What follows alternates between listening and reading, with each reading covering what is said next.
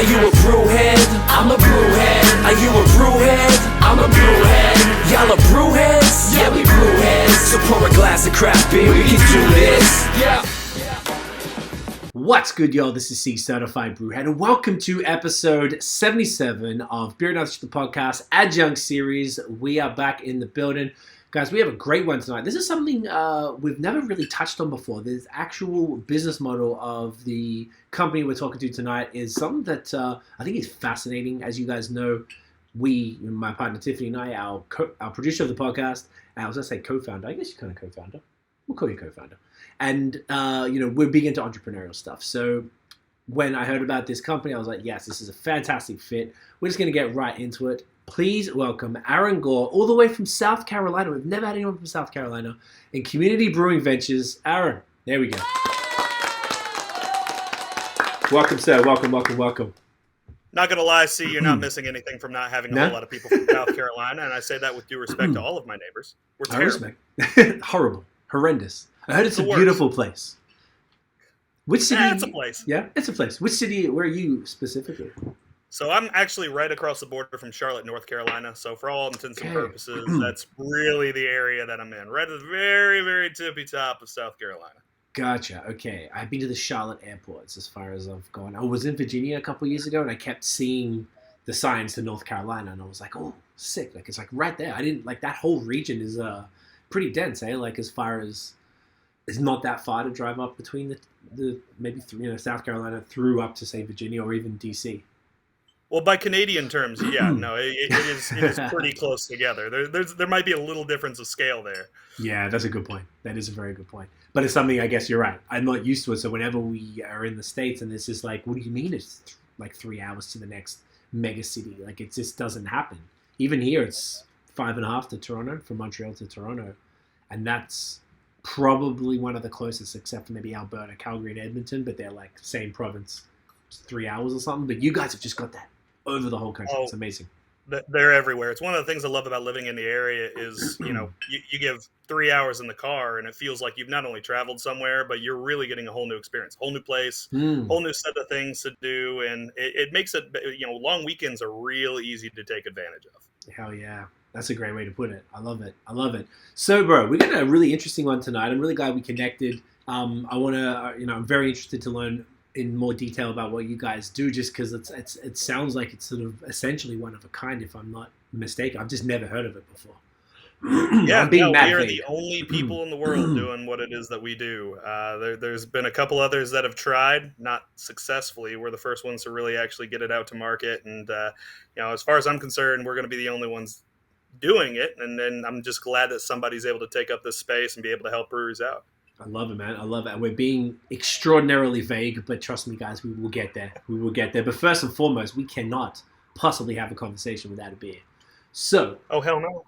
We are going to kick off with Steam Theory's Vámonos Hermanos Mexican-style lager. Tell us about this one, bro. Yeah, so it actually might be a little easier once we get into the business model, but this is from the wonderful folks out of Dallas, Texas. Chuck Homla, Kirk Roberts, a whole lot of fantastic people out there. This is just a Mexican-style lager. There's nothing really fancy to it. It's basically a Pilsner. If you've had one of those, you can understand the basic principle. The difference with this is we also use flake corn. Okay. Really helps add just a touch of sweetness to it. Also really helps dry the finish. So if you're looking for something to drink in warm weather, which, here in the States we actually get quite a bit of, especially in South Carolina. Please don't rub it in. You need something to be able to get you through the summertime. And even right now, it got up to about 86 where I'm at today. So, something like this is still pretty desirable. That is, I don't even want to hear about it, sir. Now, it's actually not that bad here, but we're about to get into the shit show. So, yes, you guys, I wish we had a South Carolina or a Florida here. We get screwed. But either way, I feel like Mexican lagers are always welcome. And you got to start off with a crispy. So, man, cheers. Hey. Oof. Cheers on that, sir. No worries. Yeah, I'm a big fan of the idea that just because you're drinking something crispy, just because you're drinking something light, doesn't necessarily mean you have to compromise on quality or flavor. 100%. And so many people, when they're at the barbecue, what they're looking to do is, drink, drink Miller, drink Coors, drink Pabst, and like, okay, listen, we've all been there, we've all done that, but there's a lot of fantastic stuff out there that isn't going to break your bank, and you're still going to be able to show up at the barbecue with and enjoy. And if you want to sip something floating poolside or sitting in your giant unicorn floaty, this is the perfect beer for it. 100%. I couldn't imagine anything else, particularly this style. I feel like Mexican lagers have made a bit of a comeback of the last year or so. I don't know. Have you noticed that at all? We've actually seen quite a bit of it. The places, ironically, you don't see them really at are places near Mexico, but pretty much everywhere else they get the basic premise. And honestly, too, the most beautiful thing about Mexican-style lagers that aren't the big brands is what this doesn't come in is a clear bottle. You're not going to skunk something in a can. All those bad experiences people have with, let's say, Corona, where they're like, oh man, it just smells like a skunk's ass. That's part of its house character. No, It's not supposed to taste like that. They put it in a damn clear bottle. We put stuff in cans. We brew stuff fresh. We get it out to you quick, and we want to make sure that when you're drinking it, it's tasting the way that the brewer intended. 100%. I couldn't agree more. I mean, the Corona thing is it's nice little gimmick, but I think it's great. I'm really enjoying and appreciating the volume of craft lagers, Mexican style lagers. I'm sorry, so that people can understand that Corona, cool, it's a thing and it's been a thing, but this is supporting small businesses and they do it better. Let's be honest. Like Corona tastes like water. That's cool. Oh yeah, that's cool if you want water. But listen, I mean, Corona might be a thing. Corona is a thing, to your point. But smallpox was a thing. We wiped it out because it kind of sucked. I'm totally fine with finding better alternatives to something just because it's been around for a while. And I'm not going to shit all over all Mexican lagers. Like Modelo is. I'll drink Modelo. Not mad at Modelo. Even Dos Equis, I'll screw with. But let's be real. No one's drinking Corona for the flavor. No, sir. That is not happening. Particularly in our industry. No, this is really great, man. It's got a nice sweetness to it. It's got a great body. It's 5.3%, which is arguably, actually you can probably tell me, is that high for a Mexican lager, or am I reaching there? That is on the higher end. It's not high for the style, but it's definitely somewhere in that 4.5 to 5.5 range is really where you'd be looking to see them. You start getting below 4.5, and now you're starting to look more at light lagers, real. Some of the craft lagers will get down to that craft American style lagers. Okay, no, that's a good point. So I'm definitely getting there's a nice floralness to it, mild bitterness kind of in the background, way more flavor than people would anticipate, particularly if we're talking about that Corona style. Like there's a ton of flavor in this thing. Really smooth, nice and crisp. Fantastic, exactly what you want. It's never a bad time to use noble hops. We use Hallertau here. I mean, it's exactly what you'd be expecting out of a quality Pilsner, but that corn just gives it just a little more roundness on there. And it still finishes very, very crisp, very, very dry. Makes it very, very food-friendly, too. I mean, anybody who's tried to cut corn out of their diet for whatever reason will be able to tell you it's in literally freaking everything. So there's a whole lot you can pair with this. That's a great point. Yeah, particularly over there, man. What was it? There was some docos that were explaining it. I forgot what they were, but they were the ones where they were saying most of the monocrops was like corn, soy, and something else.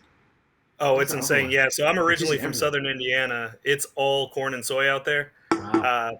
Crazy. People don't realize that most of the soy that goes over to Asia to make soy sauce and comes from the U.S. Wow. So Iowa, Southern Illinois, Indiana, and it's wild. It's all monocropping. There's a lot of corn in this country.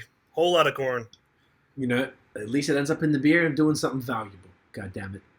Aside from now doing God's work.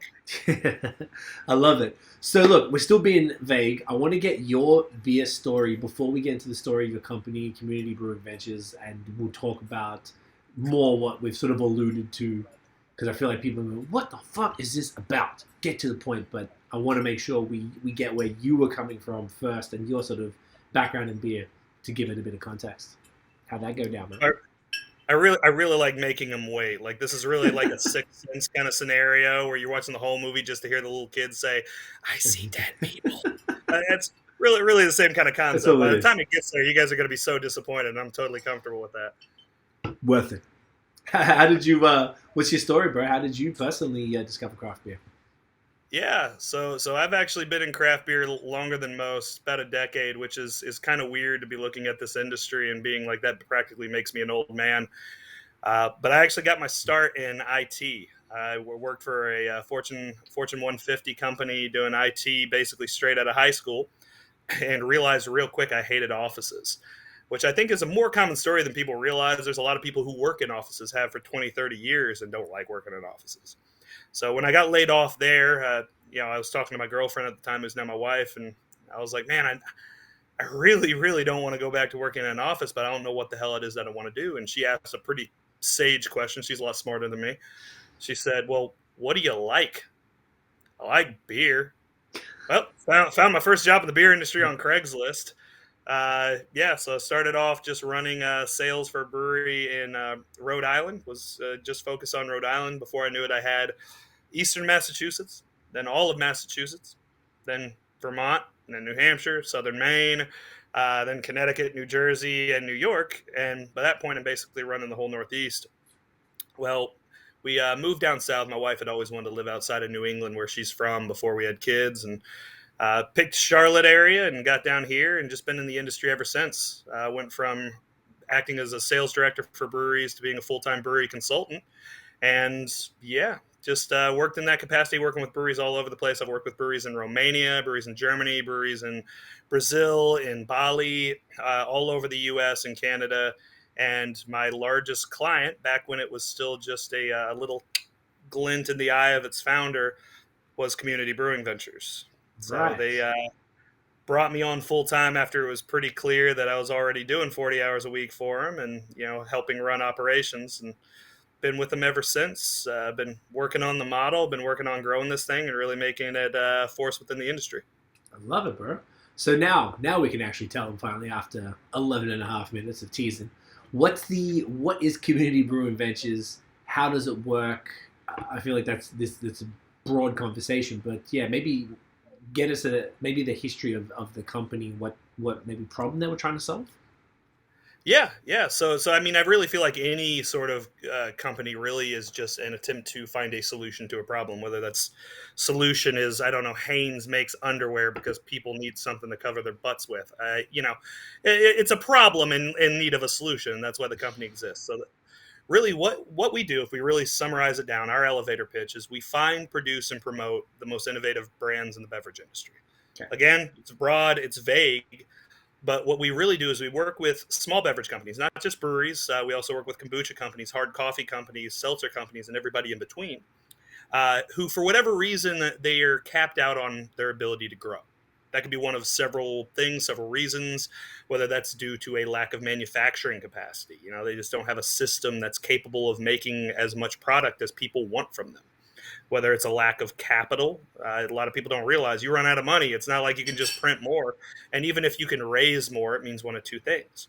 Either you're going back to the bank for institutional debt, which is its own headache, or you're diluting your own equity just to be able to bring in additional funding. Neither one of those is a great option. Or option three, it's just companies that, for whatever reason, they don't have the personnel to continue to grow. I mean, anytime you're running any sort of small business, I don't care if you're making candles to sell at your local farmer's market, you're being asked to wear a million different hats. And, in the brewing industry, it's more than most. You have to run a hospitality industry if you have a tap room. You have to run, a production facility, a manufacturing facility, which is really what you are. You're having to manage human resources. And if you have to add sales and distribution on top of that, that might not be your aptitude. So you could have the best brand in the world, the best product in the world, and you get really good at running your tap room. You know what you're not great at? Running distro, dealing with wholesalers in disparate markets.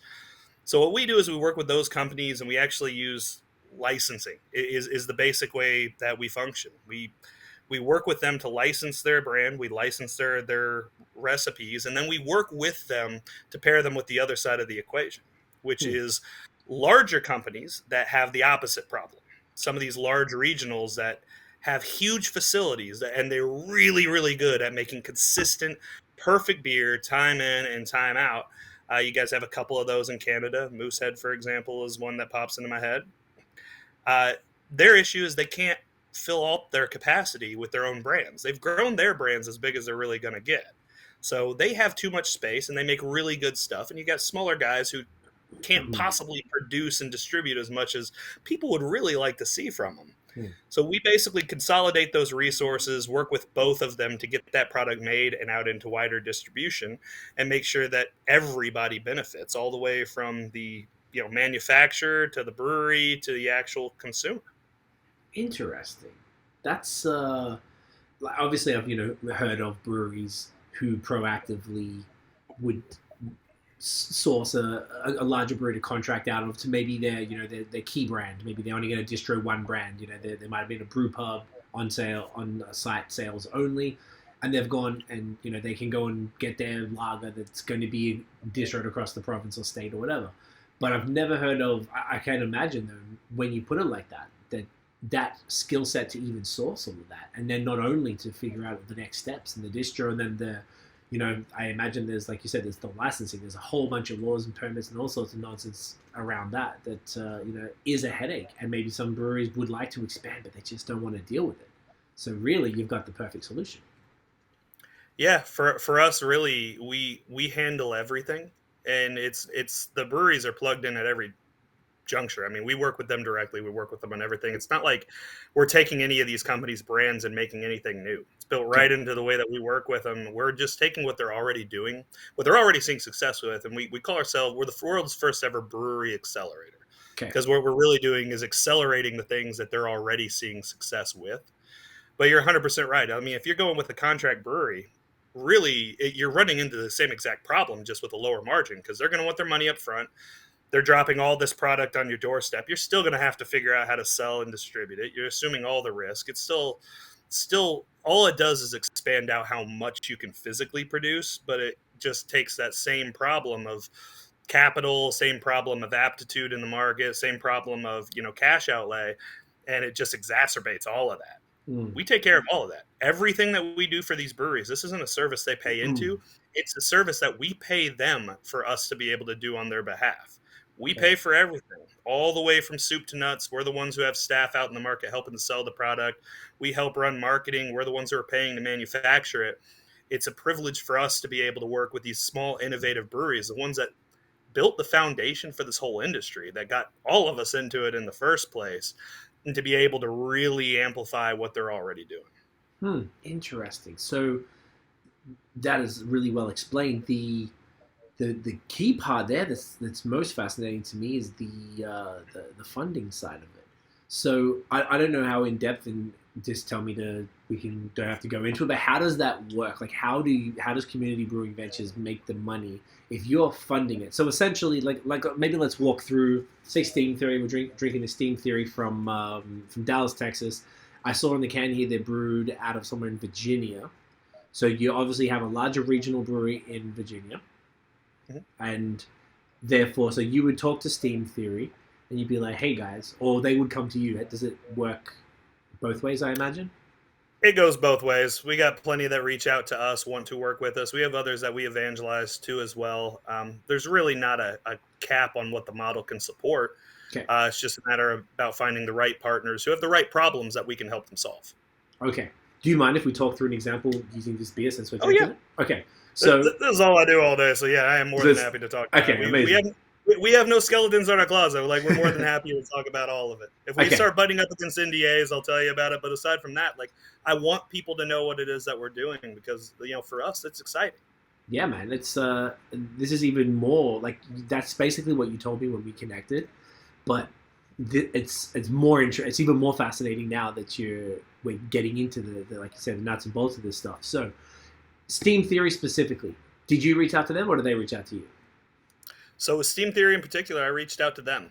Okay. They had a brand that was just really exciting. I mean, you look at it, and if you look across all their stuff, I mean, they really have a coherent story, a coherent feel. They have a mascot. Like, Edwin and Scarlet are the two people on all of their cans. They have a steampunk vibe, which is just really tight, really well executed. And I loved seeing people who were able to build a story, able to build a narrative, able to build a feel beyond just we make good beer. Because with 8,500 breweries in the U.S., there's what, roughly about 1,200 or so in Canada. Don't quote me on Something that. Like that. I think you're right. Yeah. Yeah, I mean, that's an enormous amount of breweries. And here's the secret. there's great beer everywhere. Not every brewery makes great beer, and that's not me singling out anybody in particular, but there is great beer everywhere. But what you don't Facts. necessarily get is get great beer that can connect with people. Mm. And that's really the difference. Is there's still a lot of breweries who are very much that field of dreams mentality, that if we brew it, they will come. That hasn't been the case for 10 years. You Yeah. have to be able to connect with consumers. You have to be able to really resonate with them. And so we love working with people like the folks at Steam Theory who, it's practically a comic book. Like, they have characters, they have a real energy. You go to their place and it feels like walking into steampunk heaven. That's awesome. I love it. So you were drawn to them by one particular product that they had already out on the market. Now, was it distributed or was it like a brewery only at the time? Or was it like... Yep. So yeah, we always look to find people who are in package, if nothing else. It's easy to lose sight considering how often a lot of the people, like us, we're in the vast minority when it comes to craft beer consumers. People like yourself, see people like myself. We are that 1%. We're the super users. I spend a whole lot of time drinking draft beer. I spend a whole lot of time seeking it out at the breweries. Most craft beer in this country is still sold in cans. Big facts. Still sold in cans, still sold in bottles, still sold at groceries, still sold in Total Wines or Greenco's or what have you. So for us, it's important to find people who do play in package, because that's really the only way you're going to be able to scale them up to volume. So we don't mind ones that don't do large distribution. We don't mind ones that are small, because we want to find the ones who are the hidden gems, the diamonds in the rough. But they do need to be at a point where we're not incubating them. We're not looking for people we're not consultants. We're not looking to find people who don't know what they're doing. We want to find people who have the right idea. They just can't get it where it needs to go. Okay. I love that. It's very specific, and I guess that's how things work. You got to niche it down as much as possible. So that's amazing. So you like these guys. You saw they had a product. You're like, look, we can help you expand and get this out to a much wider market. So you reach out to them, you meet, they're like, that sounds great. What's the next, what would be the next step once you've connected with the brewery and they've maybe told you? I imagine they will probably tell you what their pain points are and what they were trying to achieve. And you're like, yep, we can definitely do that. And then you're like, all right, how do we do that? What does that look like? Yeah, I mean, from there, it's a whole lot of behind the scenes paper, not even paperwork, but it's a whole lot of the stuff that doesn't necessarily add value to the consumer. 99% of what we do at CBV isn't the sexy stuff, and it's not meant to be. It's the parts of the job that even the breweries don't want to do. So, what we do from there is we run trademark searches, make sure that they're not running a beer name or a brand name that's only been surviving because it never got big enough anybody called them on it. Right. We make sure that we get label approvals in all of the states or provinces or countries that they're going to be doing distribution in. We make sure that we work to scale up the recipe. We work with their brewing team. We also have a director of brewing operations on our end, Levi Duncan. He has 3 degrees in brewing science, 10-time GABF judge. Guy is an absolute wizard. And it's very easy if you're from outside the beer industry. You think if we're going from a 5-barrel batch to a 50-barrel batch, you just multiply everything by 10. It doesn't work that way at all. You have things like hydrostatic pressure and tank geometry, all that you have to take into account. So he is very, very good at being able to work his magic and make it so that the inputs aren't nearly as important as making sure that what comes out of that final production tank, that final fermentation vessel, is exactly the same as it came out of the brewery in the first place. And that for us is the goal. I mean, at the end of the day, you're going to want the same hops. You're going to want largely the same ingredients, but those proportions are going to have to change depending on the efficiencies of the brew house, what's happening, the altitude even. The goal is to make it so that finished product that's on the shelf, what's in this can, is exactly the same as what would be coming out of their brew pub in Dallas. And do they continue to make the same products? So, you would scale with the contracting of the larger batches, but do they continue to make it? Or does that larger batch replace what they would make at the brew pub and they just do the one thing? Like, how does that work? Yeah, so for the breweries that we work with, they're all still independent breweries, and most of them still retain an area, we call it the home rights area, where they just continue doing business exactly the same as they were before. Okay. For some of them, they even retain areas like they know they can grow into one or two more states, but they know they'd have trouble beyond that. Have fun. Keep the states where you guys already had on your list, and you know that you can grow into them, but you wouldn't be able to get beyond that. We'll worry about the rest of it. Everything that Okay. we do is meant to be incremental to what they'd be able to do themselves. It's not about necessarily replacing their efforts, it's about being able to take it even further than they could do on their own. Gotcha. Okay, I love that. That's great. So they get to, like you said, retain their autonomy. They don't really feel like they're being like taken over or someone else is in control. It's literally a partnership in the purest sense because it's financial too. Yep, we can't make anything new without their say so. I mean, anything that we make is something that they've made themselves, and for us, that is an advantage. I mean, well, the example I always use is the next Hazy IPA is not going to come out of Anheuser-Busch. It's not going to come out of any of Anheuser-Busch's associated craft breweries. They move with the momentum of a monolith. Like, they are such large organizations, it's impossible for them to be innovative enough to be able to create the next trend. When we're working with these small breweries, frankly, they have so much less to lose. Like, if they run a beer and it's 5 barrels and it falls flat, even though that is an appreciable part of their total revenue, it's way less of an investment, way less of a headache, and they have fewer people to answer to. So that's where the innovation comes from. So even if we're running 5 beers right now from Steam Theory, if they come to us and they're like, holy shit, we got the next big thing. This has been tearing it up in Dallas. We're absolutely crushing it. We think this has legs everywhere. For us, it's just a matter of scaling that up and getting it out to the markets we work in. We can move faster than anybody else in the industry because we move as fast as our partners move. Okay, that's a really large bonus that I imagine isn't very common even with regular contracting relationships, because you can just pull the trigger ASAP because of that. Okay.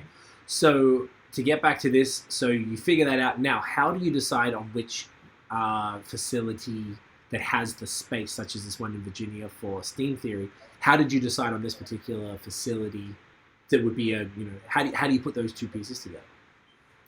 Yeah, so we had all of the co-packing partners that we work with are ones that we have worked with our D9 brand. So D9 Brewing Company at Cornelius, North Carolina is actually the brewery that CBV originally grew out of.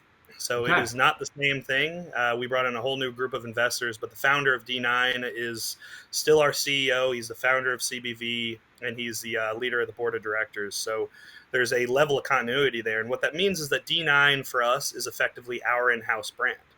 And we want to make sure that when we bring on new co-packing partners, that we're running beer that we understand fully, and we're running beer that we are taking the risk for our own brand equity on before we run any of our partners' beer through that. So what we do is we try to find co-packers that not only have the space, but also have the capability. Because for us, one of our advantages is that, yes, we can run 16-ounce cans, and especially in the U.S., this is where the majority of the business is, but we can also run 12s if we need to. 12-ounce sleeks if we need to. We can run We're never going to run bottles, but we could theoretically run bottles if we wanted to. We can run 19.2 stovepipes. We can do overboxes, printed cans, labels.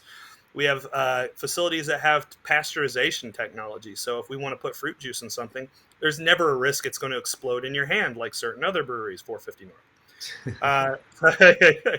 So we want to make sure that we are never constrained from being able to help our partners get to market because of a manufacturing shortcoming. Because that's the biggest issue for most of these breweries is, for a lot of breweries, they may even have their own canning line. But if they have their own canning line and they really want to do stovepipes for the convenience stores, their machine's probably not going to be able to run those. They only run certain sizes. That's never a problem for us. What's a if we want to be able... Sorry, a stovepipe? Is that like a Red Bull type of thing?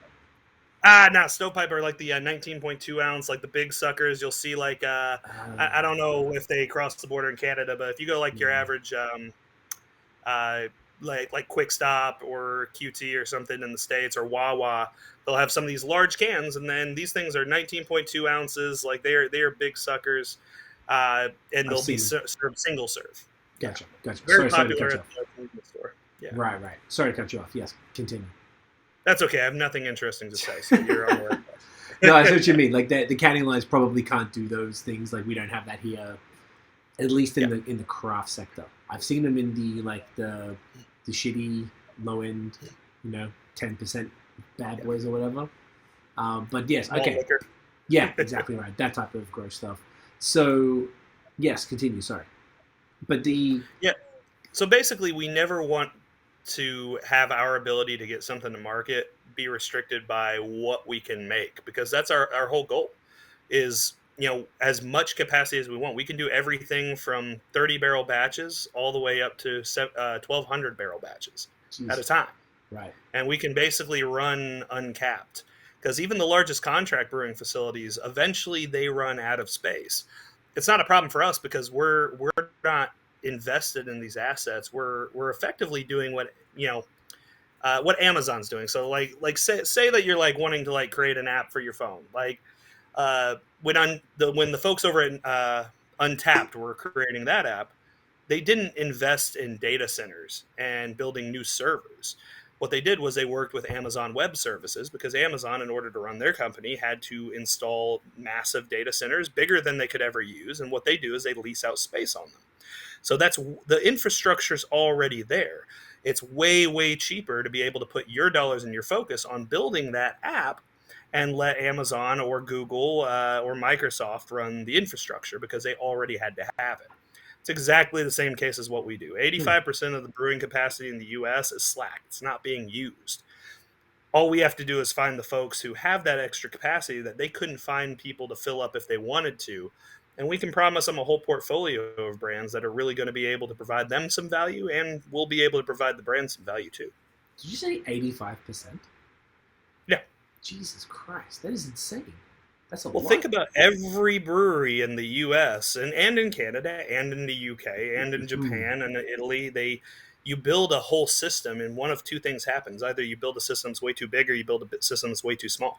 Inevitably, so there's a whole lot of systems, whole lot of places that have a 30 barrel system that they run, twice a month, because that's all they can run through. You can run that a whole lot more than twice a month.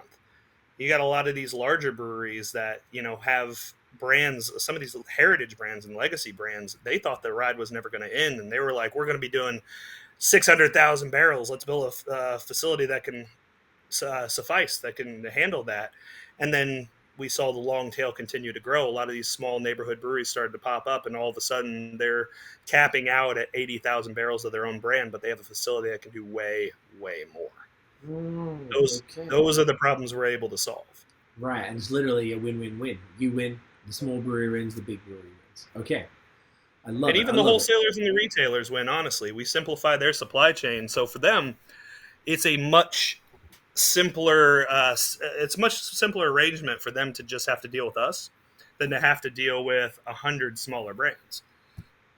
So we have really created this situation where we're able to facilitate the long tail in a way that everybody winds up benefiting from.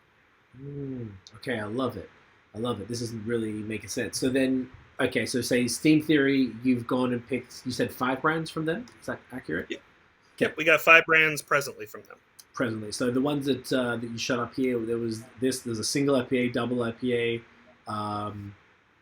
there was another IPA as well, actually. It was 3 IPAs, if I'm not mistaken.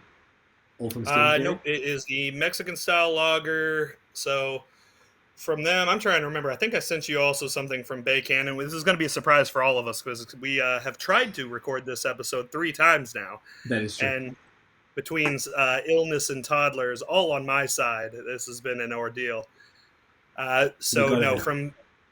From Steam Theory, we have a single IPA, we have a hazy IPA, we also have the Mexican style right now. Oh, hold up one sec, man. I don't know what's happening here, but it's like your sound just was like every time you talk, it was like flashing on the screen that you were muting, and it was okay. Now you're back in Bizzo. I've never seen that before. That was trippy. That was fun. Yeah, because it's showing it to me down in the bottom, but now it's showing the volume, so that's bizarre. It must have been a tech glitch on this side. Apologies, please. Not at all. So we were saying Steam Theory has that single IPA, which is I think that's what we're doing next, if I'm not mistaken. So next up, we got 2 single IPAs, one hazy, one West Coast. So we have their Hops Against Humanity West Coast IPA. Next up is going to be the Juice Caboose, which is their hazy single IPA. Also have Threat Level Midnight. So if you're an Office fan, that one's gonna land on that. That's an American style stout. Hippodrome, which is a Märzen, an Oktoberfest, and Nice. the Mexican style lager that we're drinking right now, Vámonos Manos. Okay, I love it. So you got me the West Coast and the hazy, and then there's a double IPA from them, I believe, or it's from somebody else. No, I think that's from someone else. It is. Yep, the double IPA. I forget if I sent you Liberty Risk from Bold Mariner or if I That's sent it. you Elias from Bay Cannon, but we carry quite a few beers. Yeah, man. You're not messing around at all. Okay, so that's what you're doing. So then I was only drilling down on that so we could paint the picture for how you've been working with Steam Theory. So, okay, you've got, like, who decides on which beers that they would like to grow?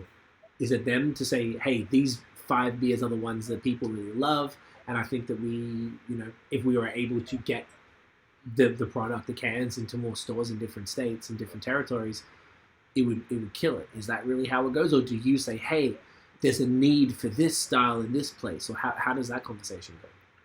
So it's a collaborative process, and it's both of the things you just described. We always go to the breweries, and the first question we ask is, what do you have that you think has the opportunity to scale? What do you think that people are going to want to see more of in the greater market? And one of the things that we realized really early on is that a lot of the breweries, they do have beers that do well for them, but what does well in your own backyard, and more specifically what does well in your tap room, isn't necessarily what will do well in a market where you're not able to hand sell the product and you're not as well known. Like amber ales are a perfect example. It's not a style that people like to talk about. It's not a real sexy style, but a lot of breweries actually do really well with their amber ales if they're focused on the tap room, because there is a category of consumer. A lot of times these are people who are there because it's their local brewery. It's basically their local watering hole. And so it's not for them about seeking out the next hot amber ale. It's just they drink amber beer, and this is their local, and so they're going to drink a ton of it.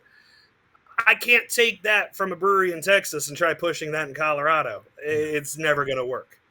So we do have to filter on our end, and a lot of that is a combination of our experience in the larger market. We, for our purposes, we can effectively act as a market research organization for them, which is advantageous. So we've got years of experience and a whole lot of experience across our leadership team.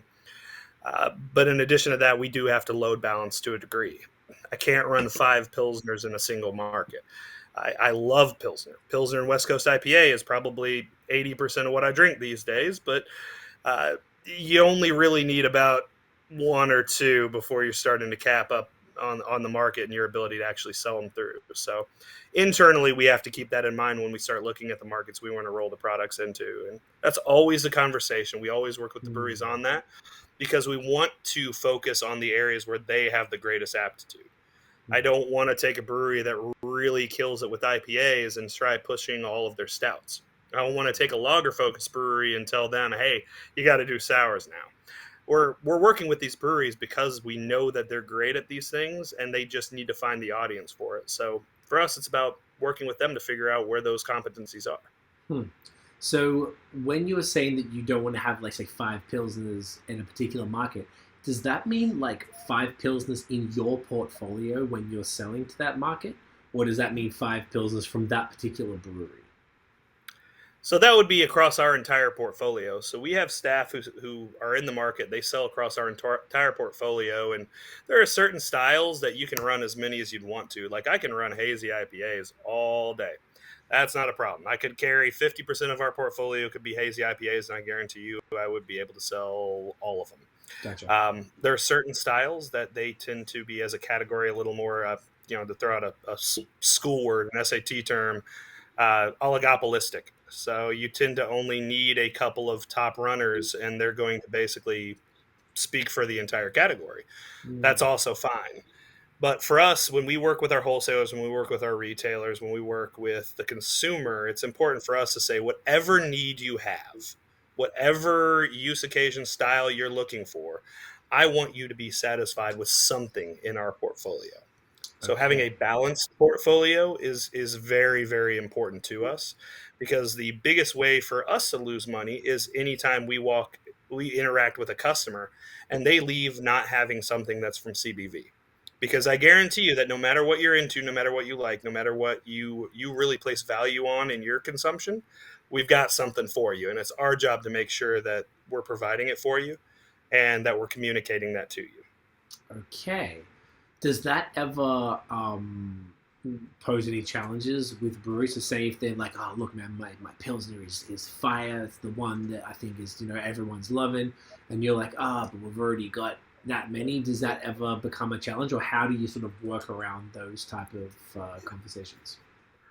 Yeah, I mean, it's always a challenge to be able to load balance properly, but we're also we're fortunate enough that right now alone we do business in 14 states. We've also shipped beer to Canada, shipped beer to the Netherlands. We're shipping beer to the UAE here real soon. We have the channels. So not every brewery we're trying to put in our entire footprint. Hmm. That's not workable anyhow. All you're going to do at that point is splash big, go extremely shallow, and you're not actually building a real brand connection there. So with any of the brands, we try to focus on 3 to 5 states kind of day one and focus on making sure that we are going deep and we're growing organically. So Hmm. that rather than just trying to chase the next market, we want to make sure that people are pulling that product off the shelves, not just once, but again and again and again, and making that a part of their regular craft beer habit, Hmm. something that they enjoy. And that gives us a lot more flexibility to have 5 or 6 Pilsners in the portfolio. We just got to make sure I'm not trying to run every single one of them in Georgia. Gotcha. Okay, that makes sense. That's great. So then, do you try to partner breweries with the facility, with the space to be able to do it in physical proximity to those 3 to 5 markets that you begin with for like a freshness? You know how some like Oscar Blues, they have Yep. like a Colorado and I think it's a North Carolina facility, and Mhm. Stone has the Virginia and blah blah blah. Like, is that something that you keep in mind as far as, well, like if this is a Dallas brewery but we're really going to attack the East Coast, having someone in Virginia is great because you've got the DMV, it's a short drive up to New York, even Massachusetts, and it's local enough where it's like, as it's not coming from Cali, and that's to sit in a warm ass truck for 5 days. Yeah. Okay. Yeah, so everything that we produce goes straight to, we actually have a centralized distribution center. Mm-hmm. So it's not as important to us where those co-packing partners are because it's all going back to the same place. And that's real advantageous for the wholesalers that we work with too, because it means we can One send fully delivery. loaded trucks every time. Yeah, it's one shipment. For them, they could get 10 brands on one truck off of one stop, which is something that very few people are able to offer them. That's great. Uh, and for us as well, we brew to order. We're not in the business of sitting on beer. We don't brew beer and then try to sell it. We make sure that we work with our wholesaler partners to figure out what their needs are going to be. Hmm. And because we don't own the production facilities, it's not money out of our pocket if those tanks are sitting empty. We only need to brew what we know that we can sell. And so it means that when that product hits the distribution center, we're not sitting there scrambling around saying, oh shit, it's got a 6 month shelf life. That means we got 5 months and 29 days to sell it and hope to God we get it out of here. It means if it's not gone within a month and a half, then somewhere along the line, our process broke. Right. Okay. And then you take those learnings, apply it again, and make sure that plug those holes and make sure it's all good for the next time. Okay. I love that. That makes a lot of sense. On that tip, Fresh beer every time. fresh beer every time. I really love the idea of the distribution center that allows that one point of distribution, which further consolidates the value for you guys. That you guys deliver, particularly to the wholesaler, to the retailers. I'm sorry, in the end, so that you're able to. They don't have to have 7 trucks rocking up, and then their staff member has to let them in. And brother, it's like one thing. Here you go. Here's all your stuff. Good to go. And they can give you that direct feedback. And if you're missing something in your portfolio, I imagine that those retailers would be able to tell you, your reps, be like, hey, people keep asking for this. They're really loving Steam Theory. Do they have a barley wine or something? Like, can we, and then you're able to bring that back to the brewer. Hey, they're asking for this. Is that something that you can deliver? So we always lean on our ability to basically be market research for the breweries we work with. I'm never going to go to a brewery and say, yo, you got to make a barley wine. They want a barley wine. But by the same token, if we're seeing that we have a gap in our portfolio of a barley wine, and we have done this, is reach out to the breweries we work with and say, hey, guys, we really need a winter seasonal. What's everybody running? Let's see what would be the best fit for the need. Who really crushes it with their Maybach? That's really hot this spring, seeing a lot of demand for that. Okay, we got 3 breweries who are doing it, but you guys really crush it with your fall season, and we know we're going to want to run that. Let's take this other Maybach and let's be able to run that through because we really need to fill this gap. And for us, it means that we're able to really leverage the expertise, leverage the skill set, and leverage the ingenuity, the innovation of a huge subset of just maverick, renegade, awesome, independent individual brewers who, any style, any need, anything. I guarantee you, someone within our network is doing it. It's just contingent on us to listen to what the market is saying instead of us trying to push a product. Find out what they're looking for and find out who that we work with does it best and be able to provide it for them. I love it. And you've got so many. Oh, could you go to the next? Yeah, thank you so much. There's so many breweries that you guys work with that you're able to. You've got such a breadth of breweries that you're able to tap for those particular needs. Thank you so much. So that that puts you guys once again at an advantage that you're able to not only make it work for you guys, which also works for the distributor, but then you're offering the breweries another SKU is what I'm looking for, that they can sort of drop off, which is perfect. So they're getting more cash out of it, and then sitting back doing nothing, and you're just going like, guys, what's up with the winter season? Boom, boom, and then you just like. They'll get that call and they're like, yeah, sure, go for it. Because there's no skin off their back. They're straight away, like it's in your hands, right? You're financing it. You're sourcing everything top to bottom. And they just get their licensing fees, which I imagine is the next thing I want to get into is the finance side. But yeah, so for us, the goal was to just take all of the things that a larger organization does well. Because there are things that, as much as I'm loath to admit it, as much as I hate them as a company, Anheuser-Busch is a very efficient, effective company. They manufacture consistent product. Bud Light produced today will be the same exact thing as Bud Light produced 10 years from now in a different continent. So, they are very, very good at distribution, very, very good at product freshness, very, very good at, economic efficiency, economies of scale. That's wonderful. You know what they suck at? They suck at ingenuity. They suck at making a real connection with customers. They suck at innovation. They suck at a lot of things as well. And you know who's good at those things? Small independent breweries. So the whole impetus behind us doing this was being able to find a way to leverage the fact that there are advantages in being small. You can be nimble. You can take risks. You can be imaginative. You can drive this industry forward. You can connect with your community. All that's amazing, all that's wonderful, and all that needs to stay in place. But we do have to find a way to leverage some of those efficiencies, some of those hard-earned lessons from these larger breweries as well. So if we accomplish nothing else as a company, if we're able to combine the advantages of being small and the advantages of being large, that's our win condition. I love it. I love that. This is fantastic. So with that, I think it's time for the next one. We're going to stick with our Texan brethren steam theory, and we're going to rock Juice Caboose Hazy IPA. Loving it. Tell us about, so the steampunk got the little, the lady with the glasses, what do they call them? The goggles there, with the hop dress. That is Scarlet, by the way. I love it. As one of their 2 mascots, which you show up at the right time at the brewery, they'll even have somebody in cosplay. Oh, damn, they're taking it that serious. I love it. Oh, they take it that serious. Yeah, Chuck's a wild man. I love it. I'm here for it. So this is a hazy IPA from these guys. Runs with Comet Mosaic and Azaka hops, so you're definitely getting some of the faves in there. It's juicy, but it's not over the top. Okay. One of the things that's important to me, at least, and we do carry a spectrum of hazy IPAs, including a new one releasing soon. Drinkability is important to me. I can enjoy hazy IPA as much as the next Haze Boy. My wife is a huge Haze Boy, and very, very mad that being pregnant, she cannot drink nearly as many big, thick boys as she used to. But for me, I like something that what was that? You can't drink any at all. Is that right with pregnancy? Excuse my extraordinary. She can have a nice 4-ounce pour every so often, and That She'll sounds take a fair. sip of everything I drink because she's really, really mad at me for being able to come on podcasts like this and drink 3 beers in short succession and say, "Babe, it's for work." It's, I'm trying to bring the money home, you know. Gotta take care of The the family. sacrifices I make. You're a Oh, she makes soldier. more money than me, so that doesn't even work. But for hazy IPAs, for me, I don't want something I'm going to take like half of, like I'm going to drink like 8 ounces of, and then I'm like, oh man, I am so full, I am Yeah. miserable. This is so green, and this is one I love because it's well balanced.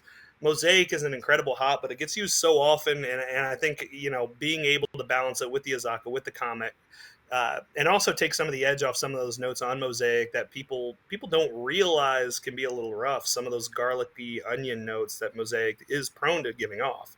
Yes. Being able to add a little more of those tropical notes and just kind of round the edges on it. It's drinkable as hell, enjoyable as hell, and light enough you can have 2 or 3 of them without an issue. I love it. And it was Mosaic, Azaka, Comet, yeah? Yes, sir. Perfect. Cheers, bro. Get that in you. Hey, cheers. Love it. Okay, yes.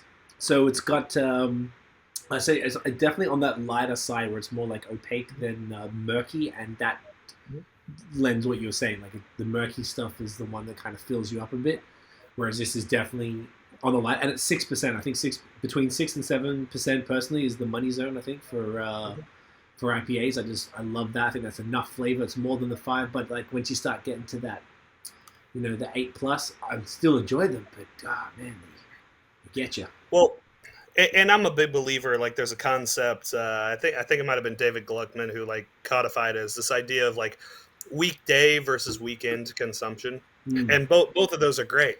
I love a good 13% barley wine. You know what? When I'm not drinking 13% barley wine, fucking Wednesday, because I got shit to do the next day. I got to watch my kid. I got home from a whole day of work. I just want something I can drink and enjoy that's good, but that I'm not going to be wasted at the end of it, and it's not going to take too much out of me. I don't have to think too hard about. I have no issue with a big turbid IPA. When I'm not drinking that? Wednesday. I'm drinking that on Saturday. I'm drinking that on Sunday. That's a special occasion kind of thing, but that leaves a whole lot of the week. I mean, I've been in this industry for 10 years. I drink more craft beer than just about anybody you'll ever meet. But what's always in my refrigerator? And I got the shirt on right now, is Sierra Nevada Pale Ale. Classic. It's classic beer, and I've had more of that than I've had Bud Light. It's one of the best beers of all time. It's not the beer I have to think about. That's the beer I drink on Wednesday. And then on the weekends, that's when I start looking for some of the more adventurous, more intense stuff. But there's something to be said about beers that you can pull out of your fridge and enjoy, and they're reliable, and they're fantastic, and they're nuanced, but that you're not going to have to sit down with for 30 minutes and run a whole bottle share just to be able to enjoy. That's a fact. You know what's funny is that Wednesdays are my night for those beers. So I during the pandemic, it's really funny because you said, and I love that you said Wednesday. So I had to make as with you, when I'm on, like, you're in the industry, like, deep. I'm on the periphery, whereas, like, I own an agency, I do my other thing, but this takes up a significant portion of my time. So I have to drink for work, it's tough life. But Sacrifices you make. The sacrifice hits you here a little bit. I'm trying to figure that out. So before the pandemic, I was drinking until I kind of felt like I was going to get a cold or something, and then I'd stop just beforehand, like take a couple of days off, or 3 days, 4 days, and I was like, okay, I'm probably good now, and then go back. And then sometimes I'd go too far and end up sick for a week and a half or something, and then no drinking, then it would mess me up. So during the pandemic, I'm like, I got to cut this shit. And obviously I was doing that because I was traveling a lot when things were open and everything was normal, and I didn't have control over when I drank. If I happened to be at a place, doesn't matter what night it was, I'm drinking. If I'm there and that's where I'm at, then it is what it is. So now I was like here all the time. I was able to make a really serious routine. So I was able to have Tuesday on, and then Thursday, Friday, Saturday as my 4 days of the week. So 2 days back to back off, and then Wednesday off. And then on and off throughout this time, I started making Wednesdays. I was like, I feel all right. Like I could probably have a little brew, but I'm like, I don't want to drink all night. What about I'm like a vampire, so we work until 3 a.m. type of thing. We're on our own schedule, and I was the same way until I got a 3-year-old. I hear about that, so I'm concerned. I'm a little concerned whenever that happens for me too, because I'm gonna have to change my ways, and I don't know about that. But like at the end of the night, after dinner, as like a dessert, I'm like, well, I'm not drinking, so I could have a 10-11% stout, preferably is usually what I have. Some sort of barrel aged stuff. I got cellar and all this stuff that just keeps bulking up. I never really get to drink it. And I could drink that by myself, and it barely touches the sides when you're having it by yourself after dinner at the end of the night. Like you don't really feel a mild buzz, and that was great. So I always find that those ones, because I don't, it wasn't like in conjunction with other beers. That's how I sort of enjoyed it. And it's just hilarious that you happen to bring up the Wednesday of that day, because I was like, I kind of look forward to it now, because now I get to kind of tap in my cellar where I'm like, when the fuck am I going to drink this 11% barley wine? Like, I know I have a bunch of those things.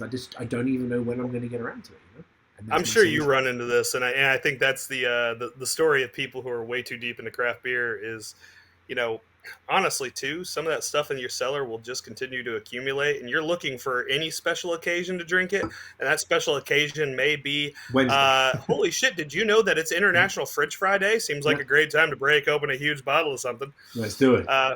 Oh yeah, once my wife drinks as much beer as I do, and so now that she's not drinking anymore, I have not bought beer in 4 months now, and I am net positive on what is in my cellar.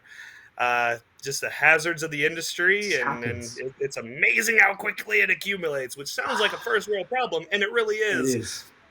I have a dedicated beer fridge, full-size fridge. This isn't like a little stubby, like a college fridge. This is a full-size fridge dedicated to beer. I have a kegerator that no longer holds kegs. It holds packaged beer. I have a wine rack filled with beer instead of wine. And I have an old Heavens Hill distillery barrel I turned into an end table. And you know what covers the entire top of that? Beer. I'm out of room. I think we have similar problems, actually. I do have the college fridge, like the bar fridge is full.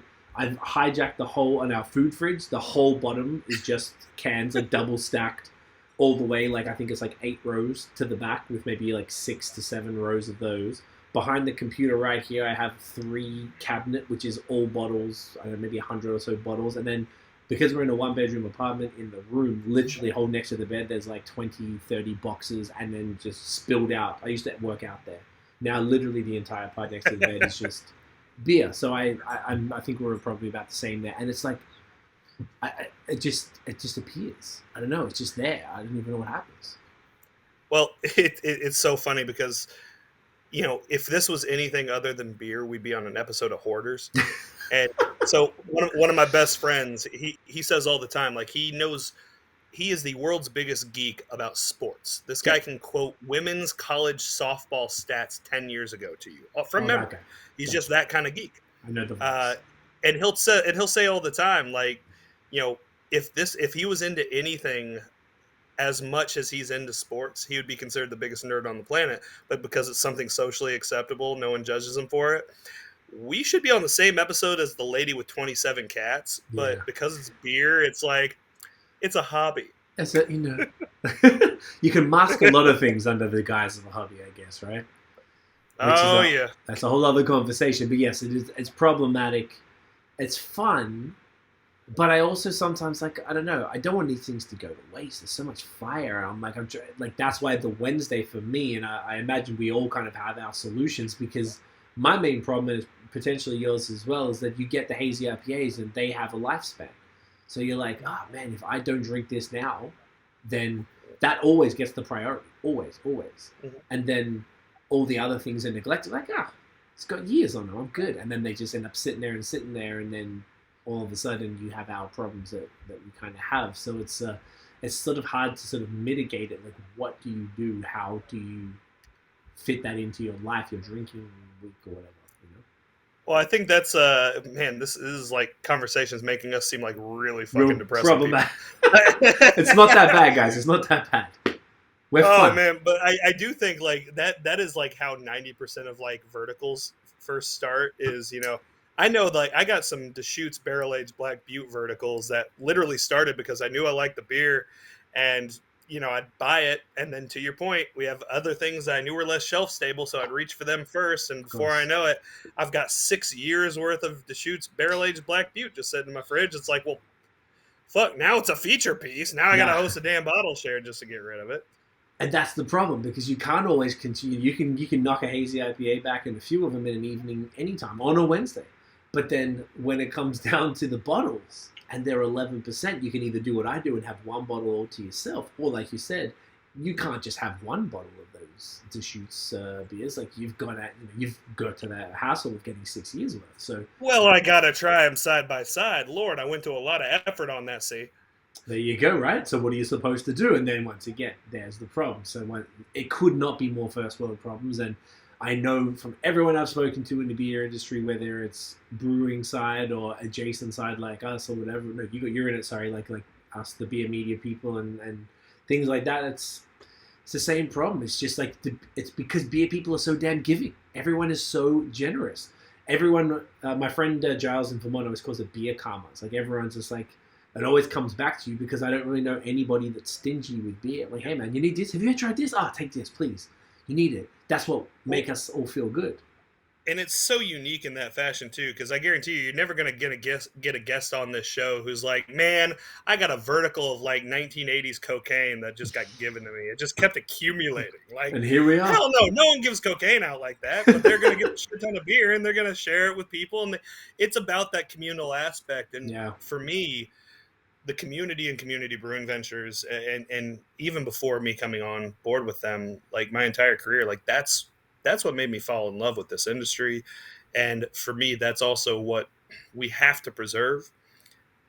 People who are on the outside, even some of the people in your position on the beer media side, you don't always see the finance and the economic side of this industry, but it's the day-to-day lives of a lot of these small business owners who are part of our community, who are running these breweries, who are running these beverage companies. It's hard. By its very nature, the economics of our industry are upside down. And it affects everybody who works in it. And if we're able to find a way that, because one of two things is going to happen. We either fix it or it's going to sink the whole ship. And I really don't want my 3-year-old daughter to, I say, here in the U.S., when she turns 21, let's be real, when she's like 14, is like, Dad, I want a beer. I don't want it to be at the point where, her options go back to being Bud Light, Pabst. I want her to be able to have the opportunity to enjoy some of this. I want her to have the opportunity, if she wants to. Like, she tells me all the time now she wants to work in a brewery. She's 3. She also tells me she wants to join the Paw Patrol. But, I want that to be an option for her when the time comes. And, if we can find a way to preserve the things that make this industry so special. Yeah. While fixing a lot of the things, and not just the finances, but if we can fix some of the issues of sexism and exclusionary hiring, exclusion of demographics and consumption, if we can find ways of providing a more supportive environment, but still not losing that community aspect, still not losing the innovation, still not losing, the things that got us so into it in the first place, that has to be the goal. 100%, man. Well said. I think that's it. That's we even started a non-profit called Link Up, where we are proactively trying to diversify the craft beer industry by providing like the network and also finances to buy POC, people of color who don't have, either don't know about beer or don't know it's an option, trying to introduce new people, and also about to start a job board to help people bring them into the industry, because the only way, there's only so many white dudes with beards, and we need to, beer is for everybody, and you obviously understand this. The more people of different backgrounds that we have in beer, it's going to make the industry grow for your daughter later on, because it's going to be a more interesting place when inside a tap room looks like the world outside, because right now it doesn't really. And then on top of that, at all.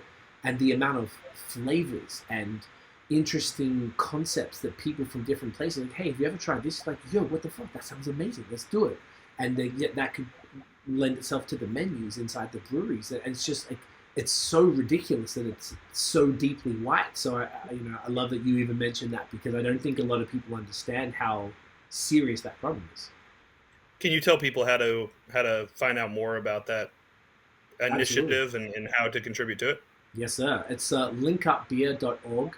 And our last season, so this is the Adjunct series. We actually took a pause from this over when we first connected. Actually, this is what it was about. So you and I connected, I want to say in probably June, and I was like, hey, I love it. I'm down. Let's do it. The whole company sounds amazing.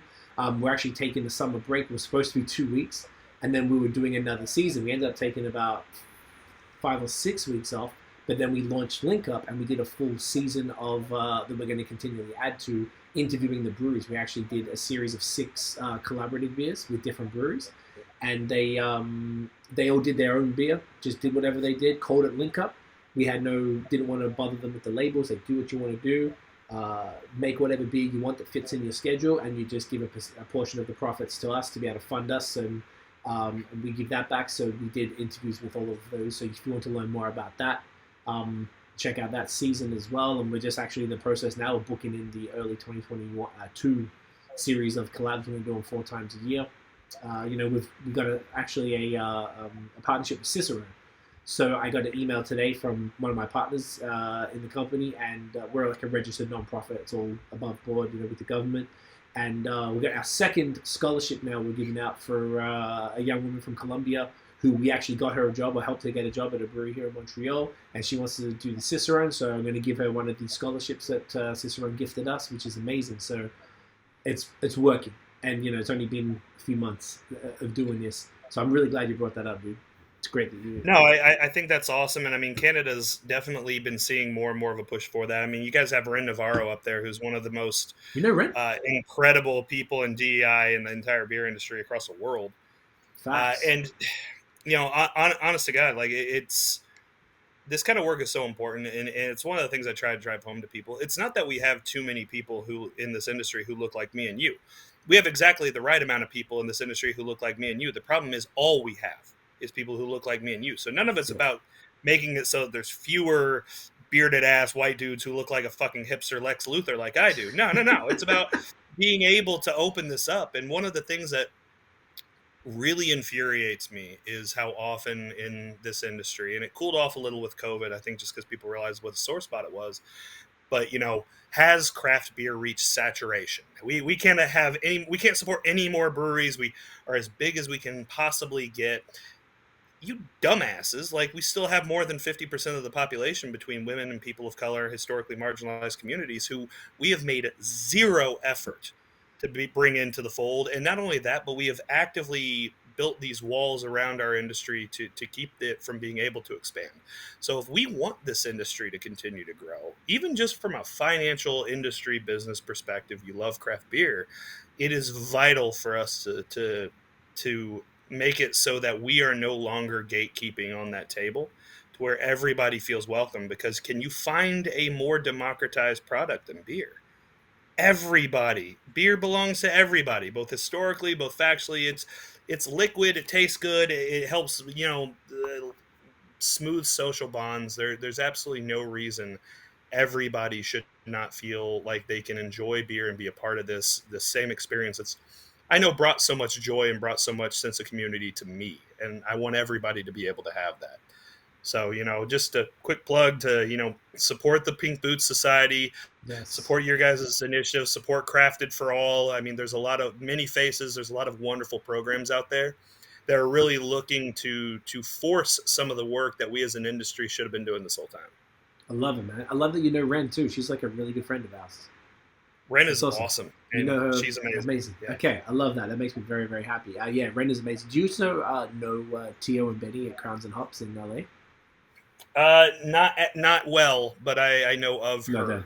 Yeah. Okay, yeah. Never had a chance to speak with her though. Okay, yeah, they're both Tio and Benny. They're the 2 founders of Crowns and Hops. Good friends of ours as well, and love them as well. And the work that everyone's doing is great. I love that even I feel like they are more the leaders in the States, and Ren is the leader here in Canada. But obviously, she's traveled to the States and given talks and done stuff everywhere. So the fact that her work is getting known down there it's amazing. That makes me very, very happy, man. I love that. I love that shit. This is valuable, and I love it when people get it. I think that a lot of people in the industry do get it, but maybe it still needs. There's so much work to do. Yeah, so much work to do, and people just need to understand how important it is. Because I think you really nailed it. The way you put that was beautiful. But just enough of us. But there's so much. It can grow, and it needs to grow because we all love it. We want it to be around, and we want it to be better. And to your point, I mean, what do we have to lose? The more people and the more perspectives that are involved in this, to your point, that is if there's one thing we love in craft beer, it's innovation. I mean, if we're going to put up with people throwing whole fucking cheesecakes into a mash tun, like, we should be excited about people being able to bring ingredients and concepts and ideas into this that may not have been thought of yet. And the chances of that happening only goes up when you bring people from diverse backgrounds.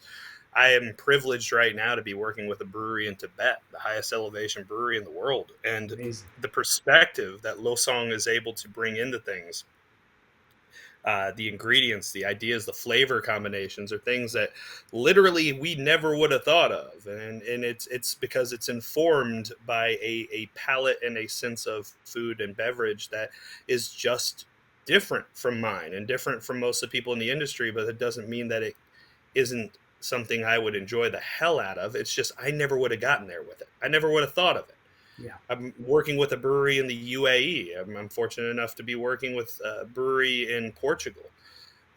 It's amazing to see how just a little bit of difference in background and culture can inform our food and our beverage decisions. And for all of us, that means more options. That means more things to explore. And I think that most people who get into craft beer were inherently adventurous when it comes to our consumption. And, I, for one, get really, really excited about being able to try a beer that has something in it that, I've never had before. Not a Hostess cupcake. Stop doing that. But but if someone wants to throw like alligator pepper into a beer or spice bush into a beer, and I've never had that before, fuck it. I want to see what happens. I want to see what that's like. And who knows? We might have just found the next perfect complement, because if, we can go look at gruits and people are throwing bog myrtle and yarrow into beers. Sure as hell, we have a whole lot of stuff in our entire culinary palette across the world that the only reason it's not everyone's favorite ingredient is we haven't gotten the chance to see what it would be like yet. Well said, my man. Well said. And that's it. So hopefully that paints the picture that obviously that's coming from two very passionate people about this stuff. So I love it. This is fantastic. So to wrap up the first thing, I know we kind of got distracted with that very important tangent, but it's all about tangents here.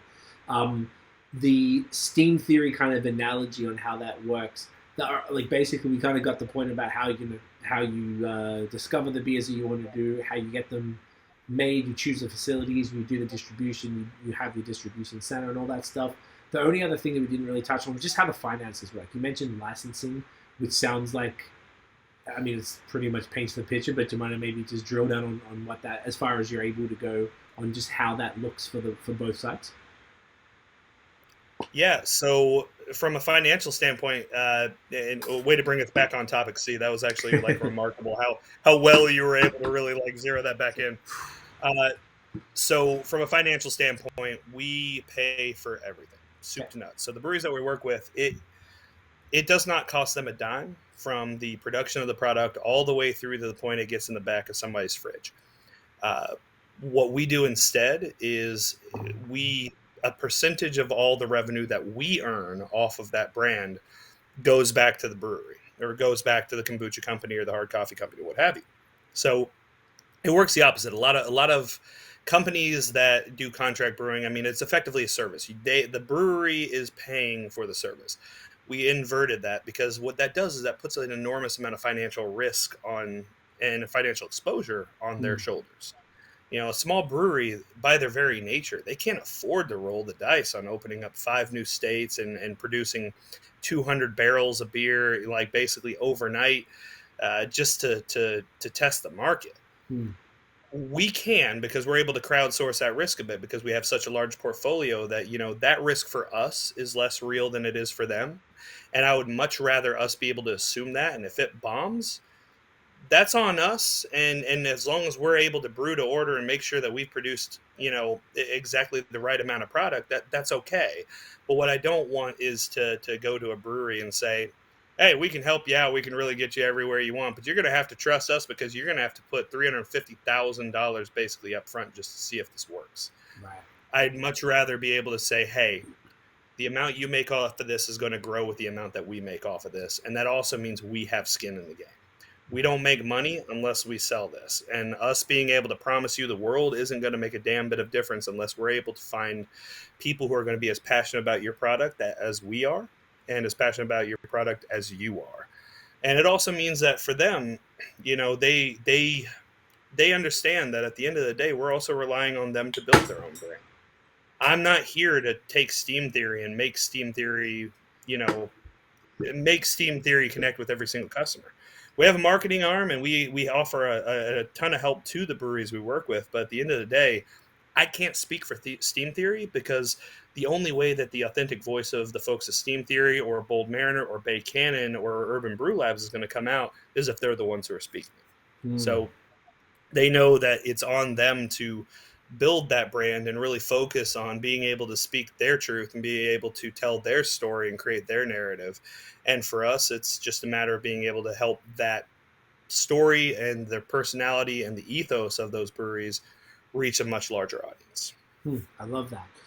How can those breweries assist you? So when you work with them, say they're, like you said, I don't know, these guys, Steam Theory are from Dallas, they're brewed out of Virginia, maybe you want to move them into Georgia, which is an example you made earlier. Mm-hmm. So how do they do taste, how do you establish a new brand to a new state that isn't familiar with them? Is that with a series of tastings where maybe you'd have the owner, the head brewer, somebody from the brewery do a little tour for a week or something? Or what does that kind of look like from your end? Yeah. So first, our in-house marketing kicks its wheels up, and that's just a matter of making people aware of the fact that the brand's coming. People can't buy what they're not even aware of. They can't get excited about what they're not even aware of. But beyond that, we have district managers in the market. And, traditionally the beer industry in the U.S., and it's also this way in Canada, even if the structure of it's a little different, but a salesperson working for a brewery, and I say this as somebody with a background in sales in the industry, you're not actually selling anything. What you're doing is you're effectively a lead getter for your wholesalers. Because typically, unless you're doing self-distro, which starts to cap out on its scale pretty quick, you can't directly sell the product to the retailer. You can't directly sell the product to the consumer unless it's over the counter at your tap room. So what you are doing is effectively marketing. So we've embraced that. Our district managers, they're out there in the field, and what they're doing is they're doing two things first and foremost. The first thing that they're doing is interacting with consumers, and that's things like tastings, that's things like festivals. It's those consumer-facing initiatives that really put our person with our product in front of a customer and says, hey, taste this. It's good as hell. I know you're going to love it. If only I can get it over the gums and over the teeth and through the gums. And, look out, tummy, here comes drunk. The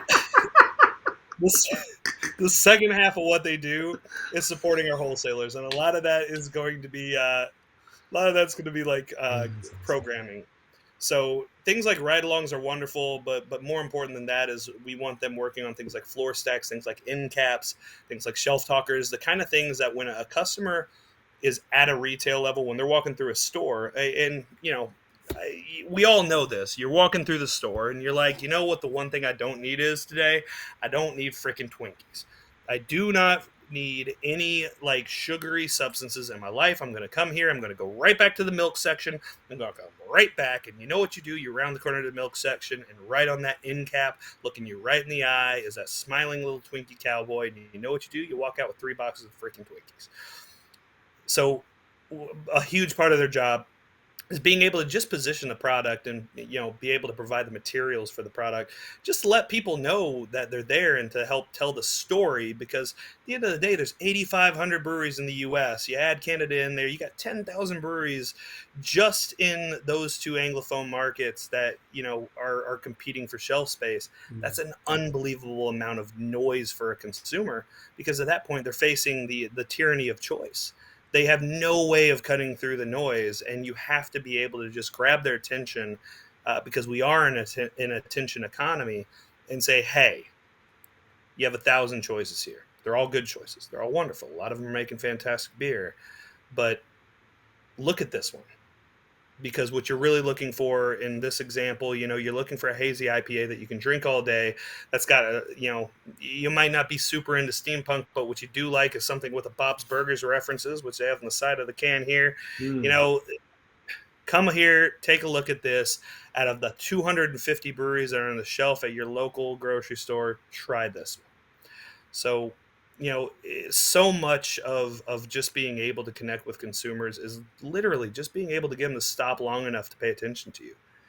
Because at the end of the day, we all buy based on labels. We all buy based on what catches our attention. And this is something I try to drive home to the brands, something I try to drive home to people when I talk about it is, you and I are pretty into this beer thing, kind of invested into this beer Just a thing. little. Yeah, it's a wee bit.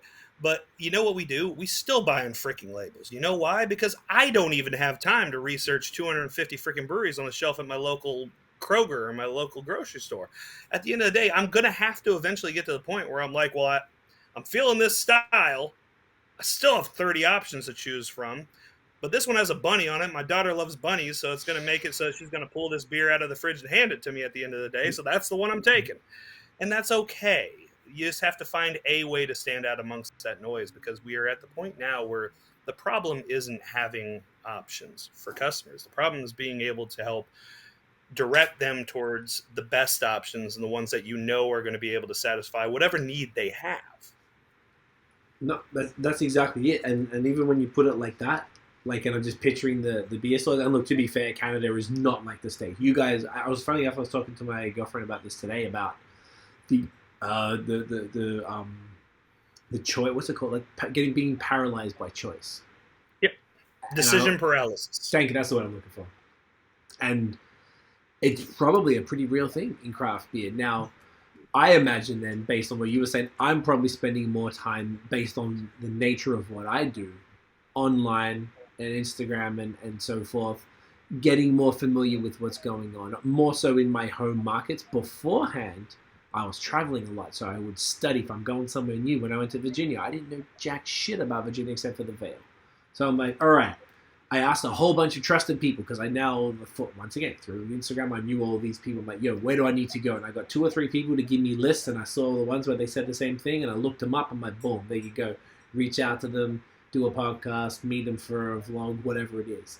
And that's how I, discover something new. So not everyone has that time. The average person, the average beer drinker, is casually into it. They like beer. They want to support local, but then they're faced with those incredible, like cold shelves that you guys have over there that are just so wonderful, and don't know what to do. And it's kind of crazy. So yeah, all of those solutions, whether it's their marketing, whether it's email marketing, some sort of social thing, or ads, or tastings, or whatever it might be, to sort of get that through. That seems like it's going to be a pretty key element to moving into a new market for a brewery. Well, and it's something I think that we as an industry, we do a terrible job of remembering is, you got a lot of people who like craft beer and drink craft beer, but for most of them, they're just not that into craft beer. And it's not necessarily a bad thing. They might be into anything. They might be super into music. They might be super into movies. They might be super into comic books, what have you. They might be super into, I don't know, needlepoint. But at the end of the day, they still enjoy craft beer, and it still might even be their drink of choice. It's just for them, they don't put obsessive thought into it, and that's okay. But you know what they are? 95% of the freaking consumers.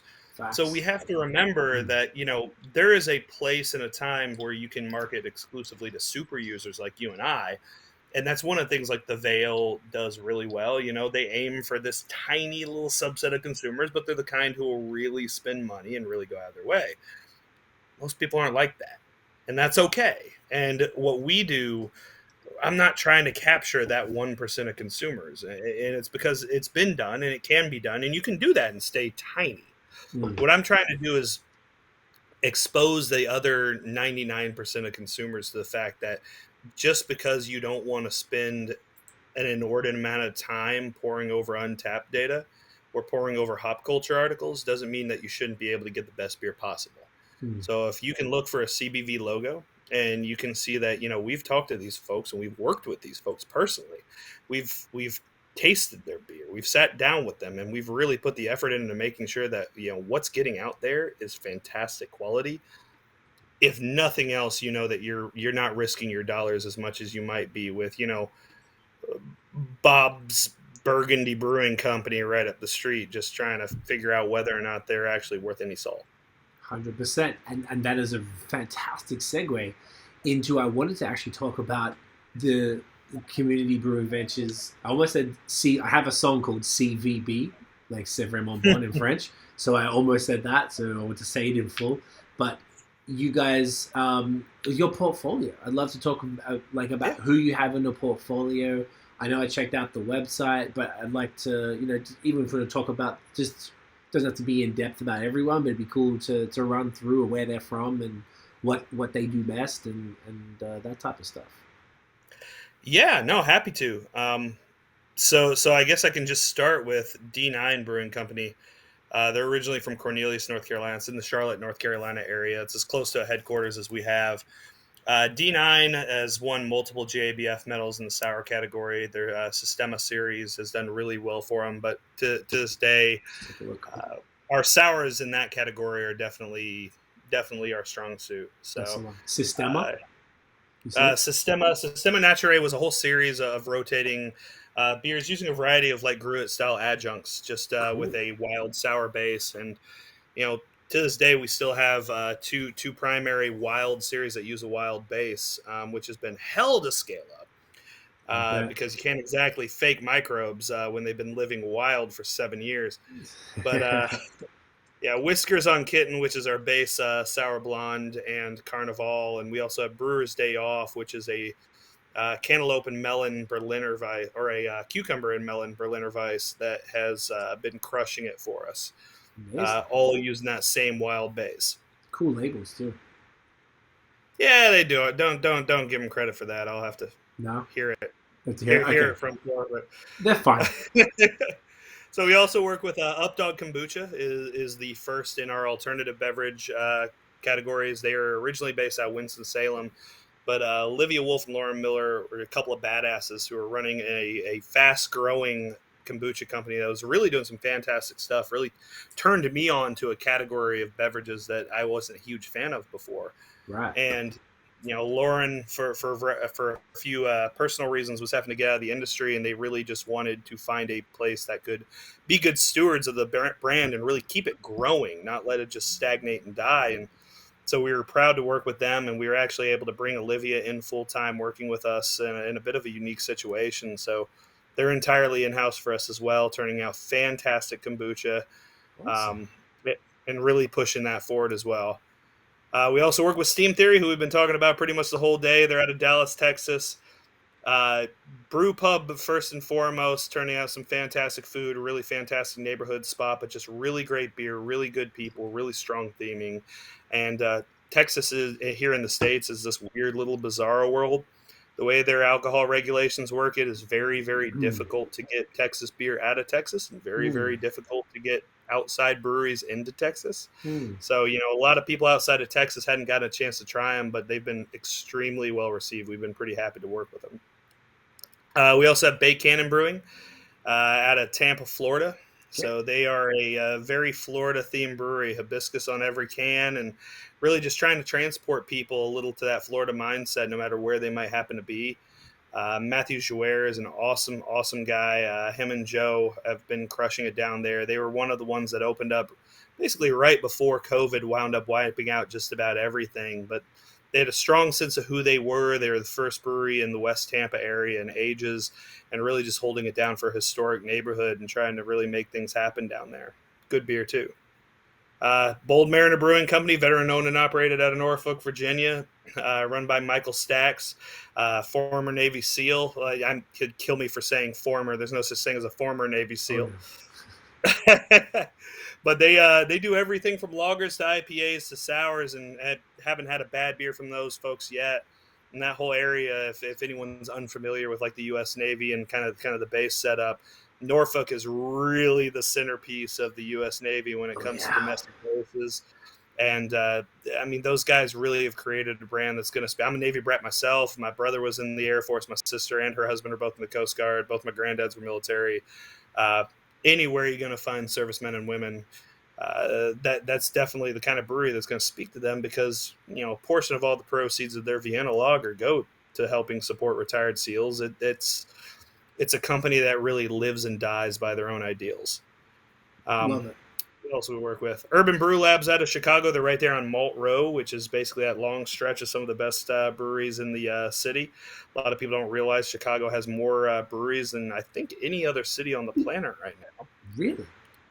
Yeah. And so they started as a bottle shop. James Moriarty, who works there, he's from the Boston area originally. So him and my Boston wife get along fantastic. But he's just turning out like great stuff. He's been in the industry for a long time, working with breweries all over the country and just bringing all of that experience home with him to Chicago. Also working with Unknown Brewing Company. So they're a bit of another unique case. They're one that was going to be shutting down in the Charlotte market. They're actually one of the earliest breweries in Charlotte, one of the largest breweries in Charlotte, and the owner he was actually one of the old school guys from Rogue back in the days when they were still doing the pink bottles and doing some crazy stuff with like yeast from beards and stuff. Yeah, that was Brad. So he wanted to kind of retire, and he wanted to kind of be able to just hang up some of the hardships that go with running a brand. And we were able to talk to him and work out with him that do you want to still make beer? Yes. Do you still want to create new, awesome stuff? Yes. Do you still want to work with the brand? Yes. What do you not want to do?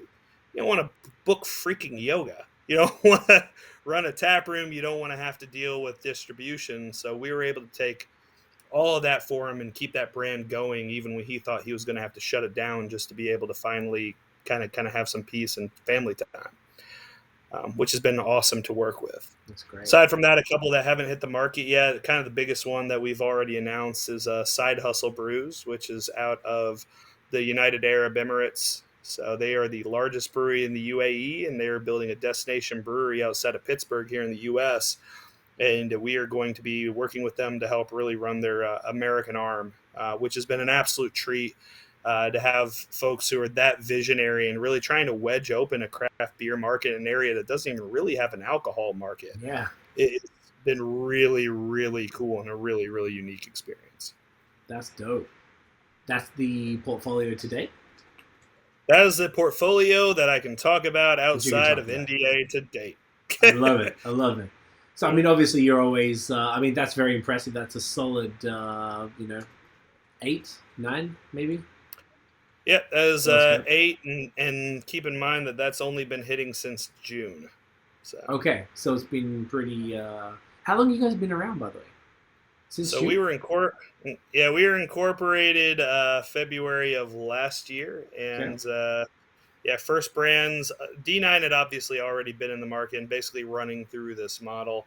But the first brands aside from D9 started hitting in June, and it's been just an absolute tear since then. And it's been not only working, but it has been working above and beyond what we ever could have expected. So we are done with new brands for the rest of the year, and that was by intention. But keep an eye out once beer season kicks back up around St. Paddy's Day. We've already got things planned out through Q2 next year, so it's happening quick. That's awesome, man. I mean, like, that's a really, really wide, varied, genuinely interesting portfolio. I didn't realize it was that short. I guess I should have asked that in the beginning about the timeline. I usually do, so my bad on that. But that's impressive. For me, it's been like it was like a year and a half just getting to June. So it's. Hey, man, made it, and I mean that's super impressive. And I imagine there's probably. I think there's going to be more brands slowly over time. I mean, you've obviously got these guys now. It's been 4 months since June. So I mean, give you guys some time. God damn it.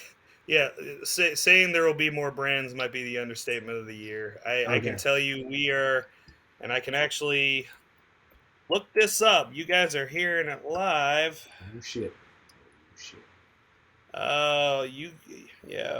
That's we have. I wish I had a drum roll sound. Yeah, right. Like we have about 25 breweries that you're probably going to be hearing from us about within the next year. Jeez. In addition to what we have already. Okay. I mean, that's pretty insane, but in an amazing way. Yeah, to say the least. So now you understand why it was a year and a half of just building the back end. And we've talked about this is the fact that we'll know we have done our job right when 5 years from now everybody will be saying, look at this thing, it came out of nowhere absolutely overnight, it just happened. And it's like, you guys have no idea the sheer amount of time and energy it's gone, even just to making sure that this thing, what it's a logistical nightmare.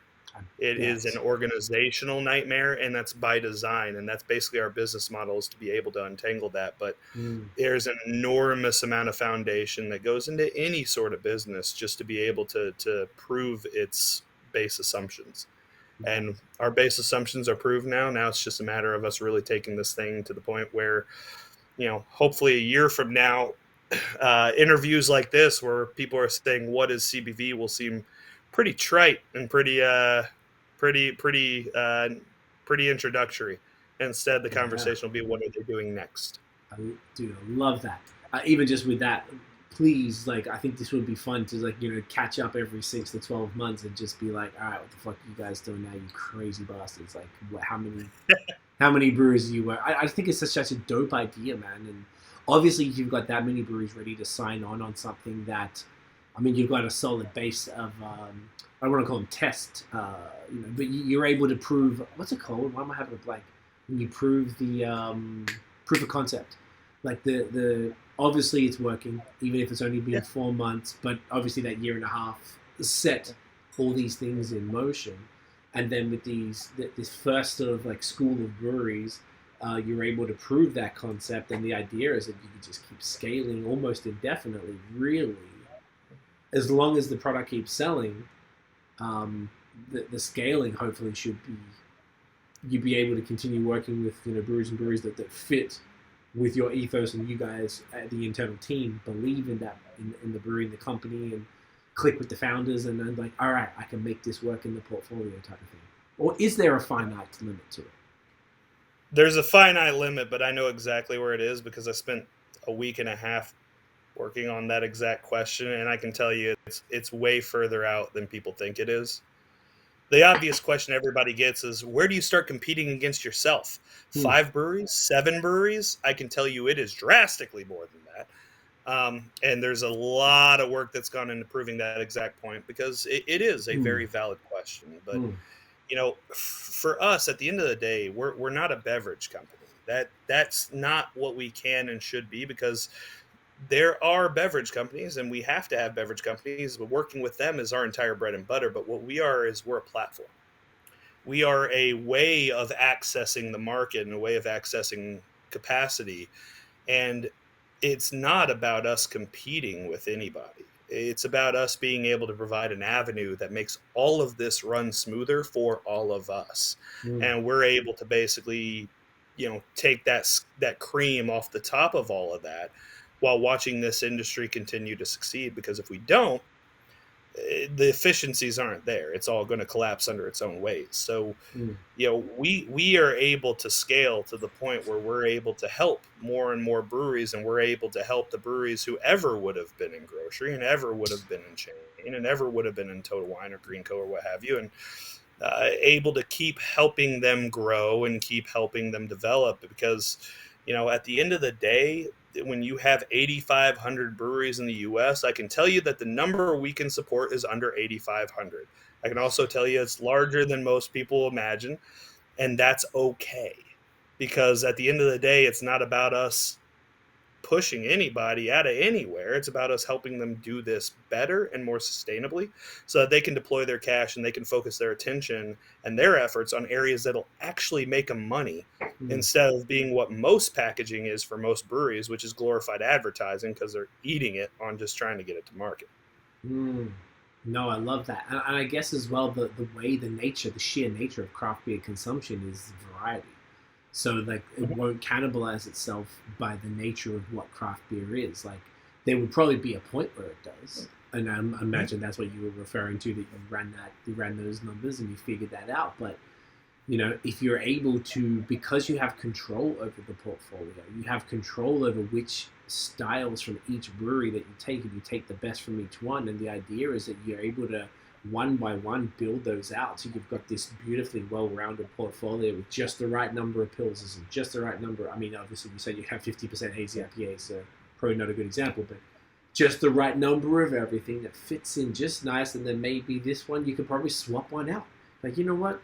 let's cut that one. We'll bring this one in. There's so many things that you can do there. It's and obviously that would change per market, and it's a fascinating kind of like constant equation that you're always trying to like figure out. Well, and what we're and holy shit, a lot of work's gone into building that side out too. But what it allows us to do is there's a lot of weight. Like competition can be a wonderful thing, and you have to have competition to really keep an industry growing and developing. But if we can lose some of the waste that comes in with people just trying to figure out who's the best damn Pilsner, how about we just get to the point where we can say we don't need any more Pilsners and make people realize, yeah, maybe instead of us focusing our effort and trying to prove our Pilsner is the best, we crush it with our Vienna Lager. We crush it with our Schwarzbier. And to anybody who thinks this is just a way of getting more hazies to the market, I mean, we carry a Schwarzbier right now, which I am very glad about because I absolutely adore that style. One of the best. It's not about us running nothing but the highest selling styles, because at the end of the day, like I said before, the goal is to make it so that whatever any customer, no matter who they are, wants, we have something in there for them. And part of that is about rationalizing and indexing the industry to make sure that we're able to really service every need without wasting our time going in circles around each other trying to figure out who gets to fill that need. And, for us, that's the important thing, is just really being able to get to the core of what do consumers want. Because to your point, they do want diversity. They want product diversity. It's why ABI, you're never, and not just ABI, but, Molson Coors, Canarchy, Artisanal Brewing Ventures, who have you, they'll never be able to adequately satisfy what consumers want with their own in-house portfolios, because you can't acquire breweries fast enough to be able and manage all those companies as distinct business units to be able to satisfy what a customer really wants, which isn't 10 breweries. They want 100 breweries. So how do you find a way to deliver them all that choice, but in a way that still makes sense financially and still is able to direct them towards quality products every single time? That's the central question that we have to answer. Right. And you're uniquely positioned to be able to do so based on this entire We have found a whole lot of problems that this was not originally intended to fix, that boy does it. And that'll be a conversation for you and me to revisit sometime next year. But there are already some things that we have started to realize that this model wasn't intended to solve, that it just makes way too much sense not to use it to solve. I love that. I mean, isn't that like the beauty of this whole thing, where like you go in there with one thing and you come out, you're like, oh shit, like not only can I fix this, but I can fix this, this, and this too.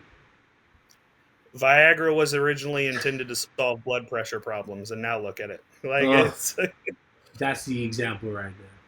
That's the example right there. Community Brewing Ventures. Blue pill of the beer industry. Is that the episode name?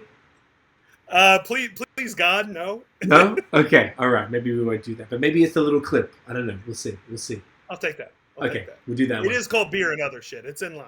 It's I mean, we're not like lowbrow or anything. We have serious conversations, but the episode name, the clickbait. Really, you want to be like little blue pill of beer industry? What the fuck is this about? I have to listen to that. I need to know what's going on. Speaking of little blue pill, is a terrible segue. Do you want to do the pumpkin? Yeah, let's go ahead and dive in. I'll just in the interest, we're looking at the time there. Like, I'm always down to finish afterwards. Babe, do you mind grabbing the pumpkin beer and the glass from the finger? Tell us about this bad boy. We're finished. We're going large or going home. Yeah. So this is. Oh man, I got to readjust on this one. Good Lord.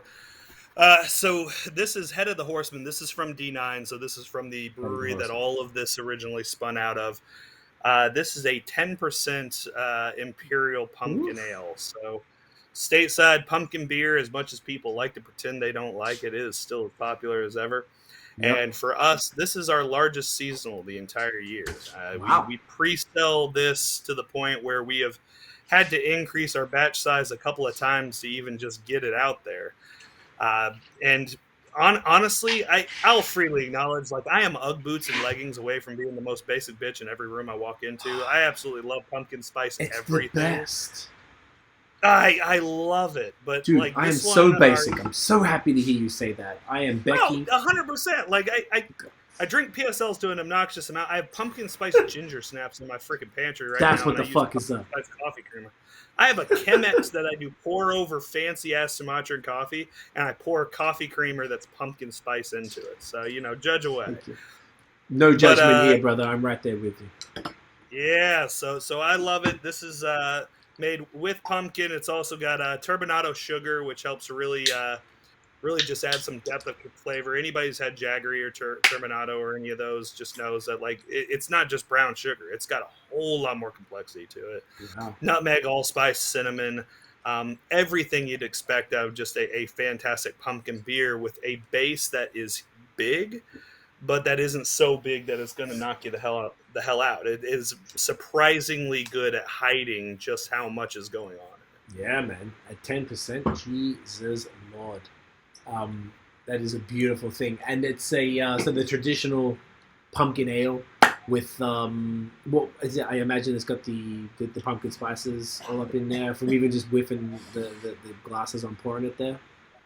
What do we? Yeah, What it's do we got all the talk? pumpkin spices in there. I would say it's a pretty traditional pumpkin beer plus about 3% alcohol, 4% alcohol compared to what the traditional Buffalo Bills style pumpkin spice ale would be. But Here for yeah, it. it's the time of year where if you're gonna go big, now's the time to do it. I mean, you're eating a whole 22-pound turkey with 3 people. Don't lie. Don't lie. That's not all for sandwiches after the holiday. Here in the States, we go hard or we go home around Thanksgiving, and if we're able to extend pumpkin season all the way back to June, we're gonna do it.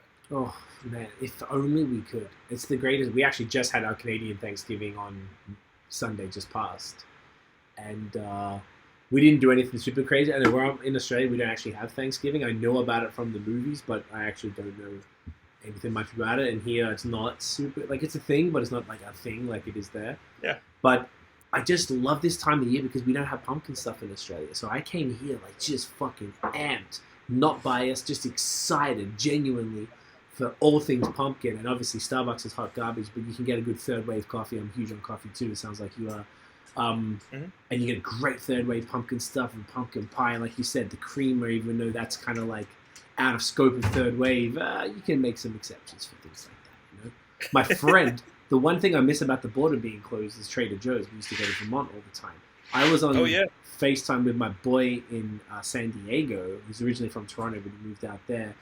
And I was like, oh man, we buy all our spices and stuff from there. We used to bring a cooler and fill it up with like all the frozen stuff because it's only 2 hours drive. So we just actually go to the supermarket shopping there. And he was going Burlington or Burlington, yeah, the one on Dorset Street there. So beautiful city, man. Yeah, hell yeah. It's the fucking best, bro. I miss it so much. But my boy was going through TJ's and we were like, all right, cool, get us our spices that we want, like all the different things. We just like the TJ stuff. And I was like, all right, we're going through just scoping all the pumpkin spice stuff. Like, what could you get me? They had pumpkin spice those little like sticks, baton stick things that you just chew to like get them so you can stir the coffee with them, and pumpkin spice like Tostitos, something like that. Like just it was out of control, and I miss it terribly. So I appreciate this. So there's a lot of very, very legitimate reasons, and thank God this is a Canadian audience. A lot of very, very legitimate reasons to pick on America, pretty much at all times.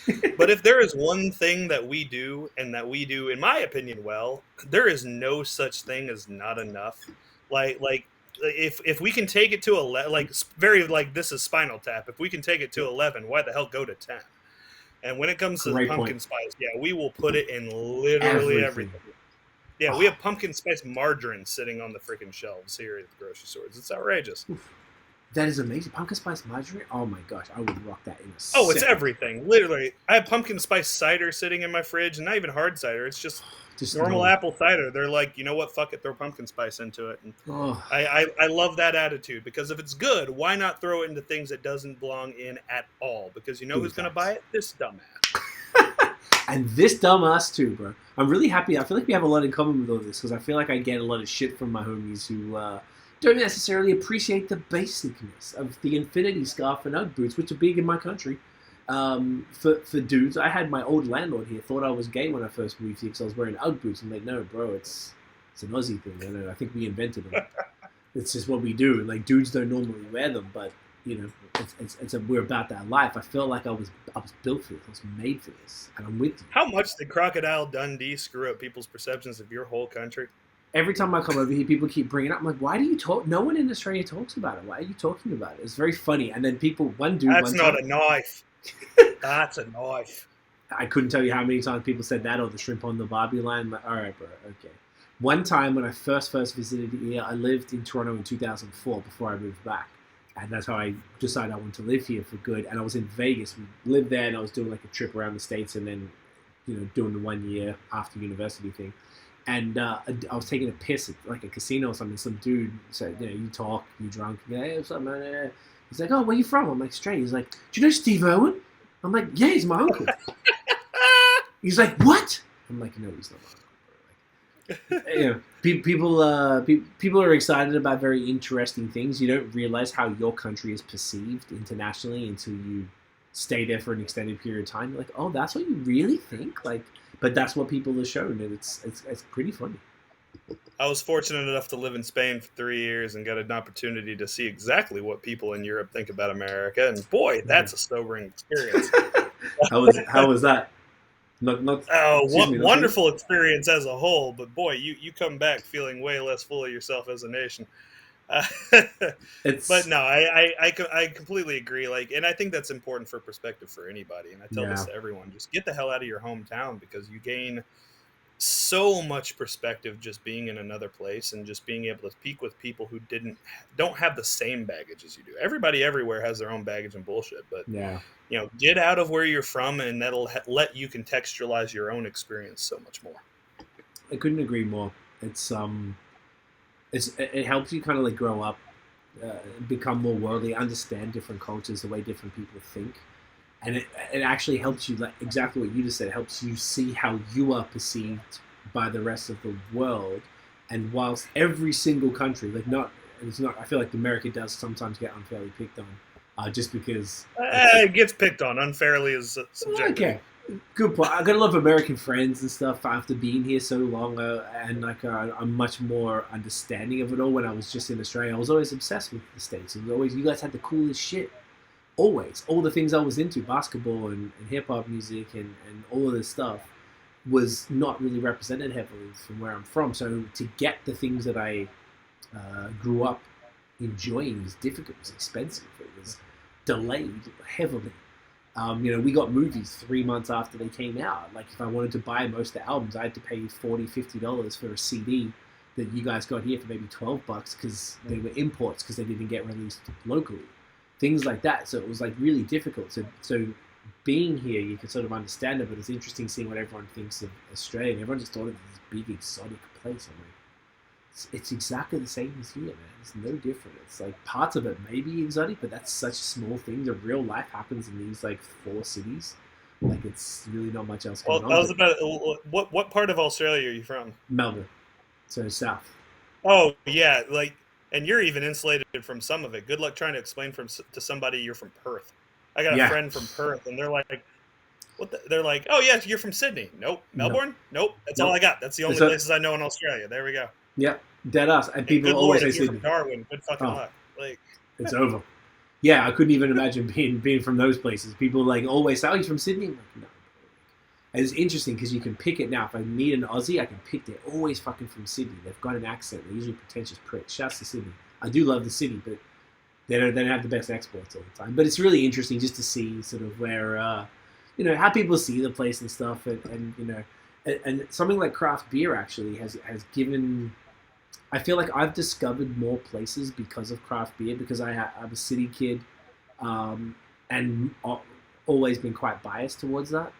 And I've traveled to places I would never have even thought to have gone prior because of beer, and discovered a whole world of people, regions, food, all because of something as cool as craft beer, it's been a blessing, to be honest.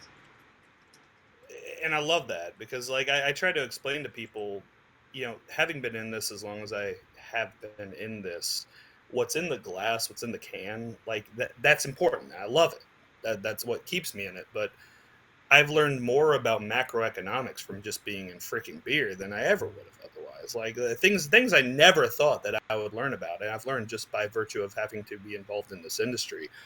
But the one thing I love the most is, no matter where you go in the world, especially these days, now you have nascent craft beer cultures developing everywhere. Yeah. Is that, example I use sometimes is about 4 years ago, I went to Denver, Colorado for GABF. And on my way back, my wife and I stopped at a brewery in Aurora, Colorado. Mm-hmm. Never been there, never met anybody, just found it on Google Maps. I was on the way to the airport. Stopped in there, and by the time that we were done, we were, drunk on the grain bags with the assistant brewer in the back of the brew house. And the only thing that we needed to have in common, no matter what else, no matter where we're from, no matter what our life experiences is, we know we have a starting point. That starting point is beer. And at the very least, we have one thing in common. And, if you have one thing in common, it's amazing how easy it is to get along with just about anybody. So, I mean, it's one of the reasons why people in the food world, it doesn't matter if you're a chef who specializes in Mexican food or French food or, sushi. At the end of the day, you all have that love of food, which allows you to interact and really allows chefs anywhere to find common ground. It's the same thing in beer. If you have nothing else, you have beer. And from there, you can find the common humanity that allows you to really get along with just about anybody. I love that about it. Man, that's really well said. That's exactly what I found too. It gives you that basis, and then you end up finding many other commonalities because people from all in different walks of life. I mean, beer is a little bit of a monoculture, as we were talking about earlier, but it's not that. Even within the scope of maybe the limited ethnicity side of it, is people are very different from different places, different perspective. But I always, I mean, obviously, I did this podcast. We've been doing it for 6 years, and you end up sitting here for anywhere between an hour and 5 hours with people. And when you spend that much time with individuals, you really get their stories, and you get a real feel for somebody, right? And it's a beautiful thing to get to talk to someone for that long, because you really build like a level of trust and a kind of a relationship. Sometimes you become friends and you keep talking and stuff. And the stories behind the people in beer are fascinating. People have so many amazing stories about why they got into it, why they put all of everything on the line. It's not cheap. Like, this shit is expensive, like milk, and 7 figures, sometimes more. And when you get those stories and really get that humanity and what it means to them and what they've given up to do it, I don't know, it's just really genuinely cool. And I think maybe people don't really get to always see how cool that can be and how sort of like just fascinating it is, and how many individuals that it makes up. And we're still relatively young, so imagine as that grows, and we were talking earlier, the breadth of the individuals involved, and the stories get more varied and stuff. Like, if it's fascinating now, imagine when it looks different. It's it's a very cool industry. Well, I mean, look at this podcast right now. Like, I'm a kid from Indiana who's living in South Carolina on a podcast with an Aussie who's living in Quebec. Like, just 2 weeks ago, on just one day, it was Wednesday 2 weeks ago, and I'm gonna remember this day for a long time. And one day I was on the phone with people because of the craft beer industry in Canada, in Portugal, in Brazil, in the Netherlands, in the UAE, and in the US, all on the same day. That's crazy. That's wild. And again, if we have nothing else in common, if there's no other common ground, at the very least, we know that we all like a good IPA. And that is powerful, because so much of human interaction is just finding that one thread. And if you can pull that one thread, it's amazing how much of the rest is just, we all want the same shit. We all want to eat well, drink well, live well, and be able to, see our families do well. It's not that complicated. And if we can just find a way to really open this up, and to your point, like, just keep expanding it. We went from craft beer really being an American phenomenon to an American and a UK phenomenon to an American, UK, and Canadian phenomenon to now being all over the world. I have a friend who she is from the Ukraine. She lives in Switzerland, and her primary job is translating beer books into Ukrainian while she travels the world doing beer judging. I have friends in Norway who, like Lars Marius Golschel, all he does is travel around and study, Kveik yeast and farmhouse brewing techniques in Norway. And he's somebody who I can interact with because if we have no other common ground, we have beer. I have friends the first brewery to ever start in Rwanda just opened up recently, Kwanzaa Brewery. Yes. And yeah, being able to interact with them and see that happen, and being able to talk to the folks at the African Beer Cup and be in the running for being a judge next year. It's an amazing industry filled with amazing people, and we just have to get out of our own way and realize that all the things that make it amazing now, it's not about compromising those to keep this thing opening up further and further. It's about accelerating and really amplifying the things that we already love about it. And that's only going to become more and more so as we continue to bring more people into it. I love it, man. I couldn't have summed it up better. I feel like on that note is a perfect way to wrap it up.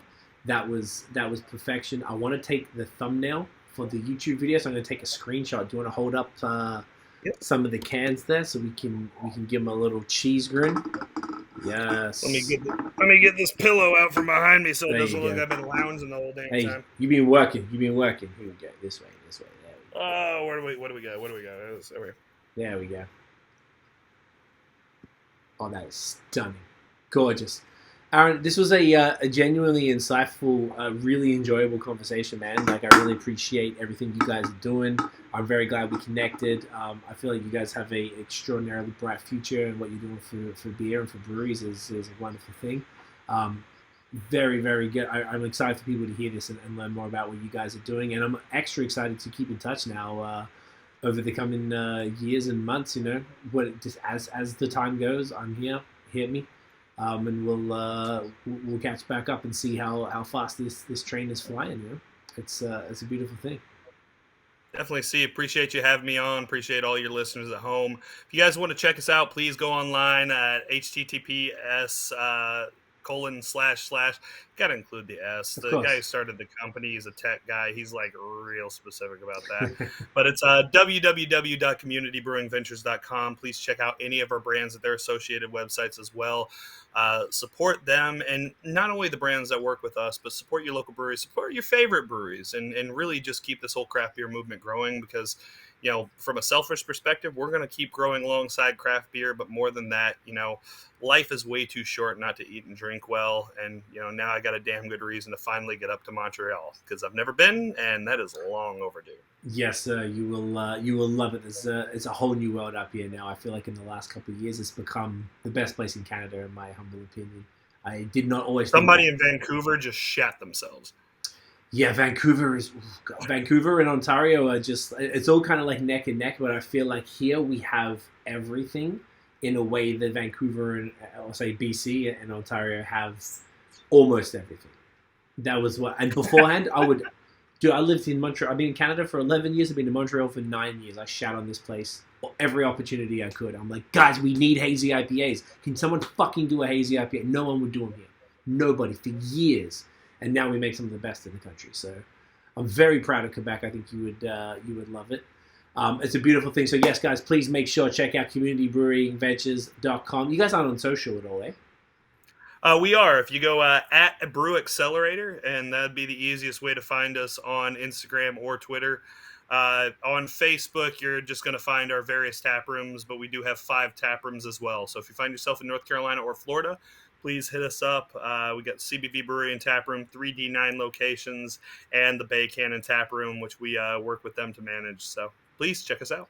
I love it. Amazing. Stick around. I'm going to wrap this up, and then we'll just say goodbyes on the call off air. But everybody, thank you so much for watching and listening. If you enjoyed the episode, smash the thumbs up, hit subscribe below, hit the notification bell so you know when the new drops. Follow us on social media at BAOS Podcast. Check out the long form audio. We are back every Wednesday at 8 p.m. We premiere these. These are not live anymore, and we have amazing conversations like this with Aaron this evening, guys. We're keeping it running. Aaron's going to be back, guys. Thank you so much for that. We will see you in the next episode. Get it in ya.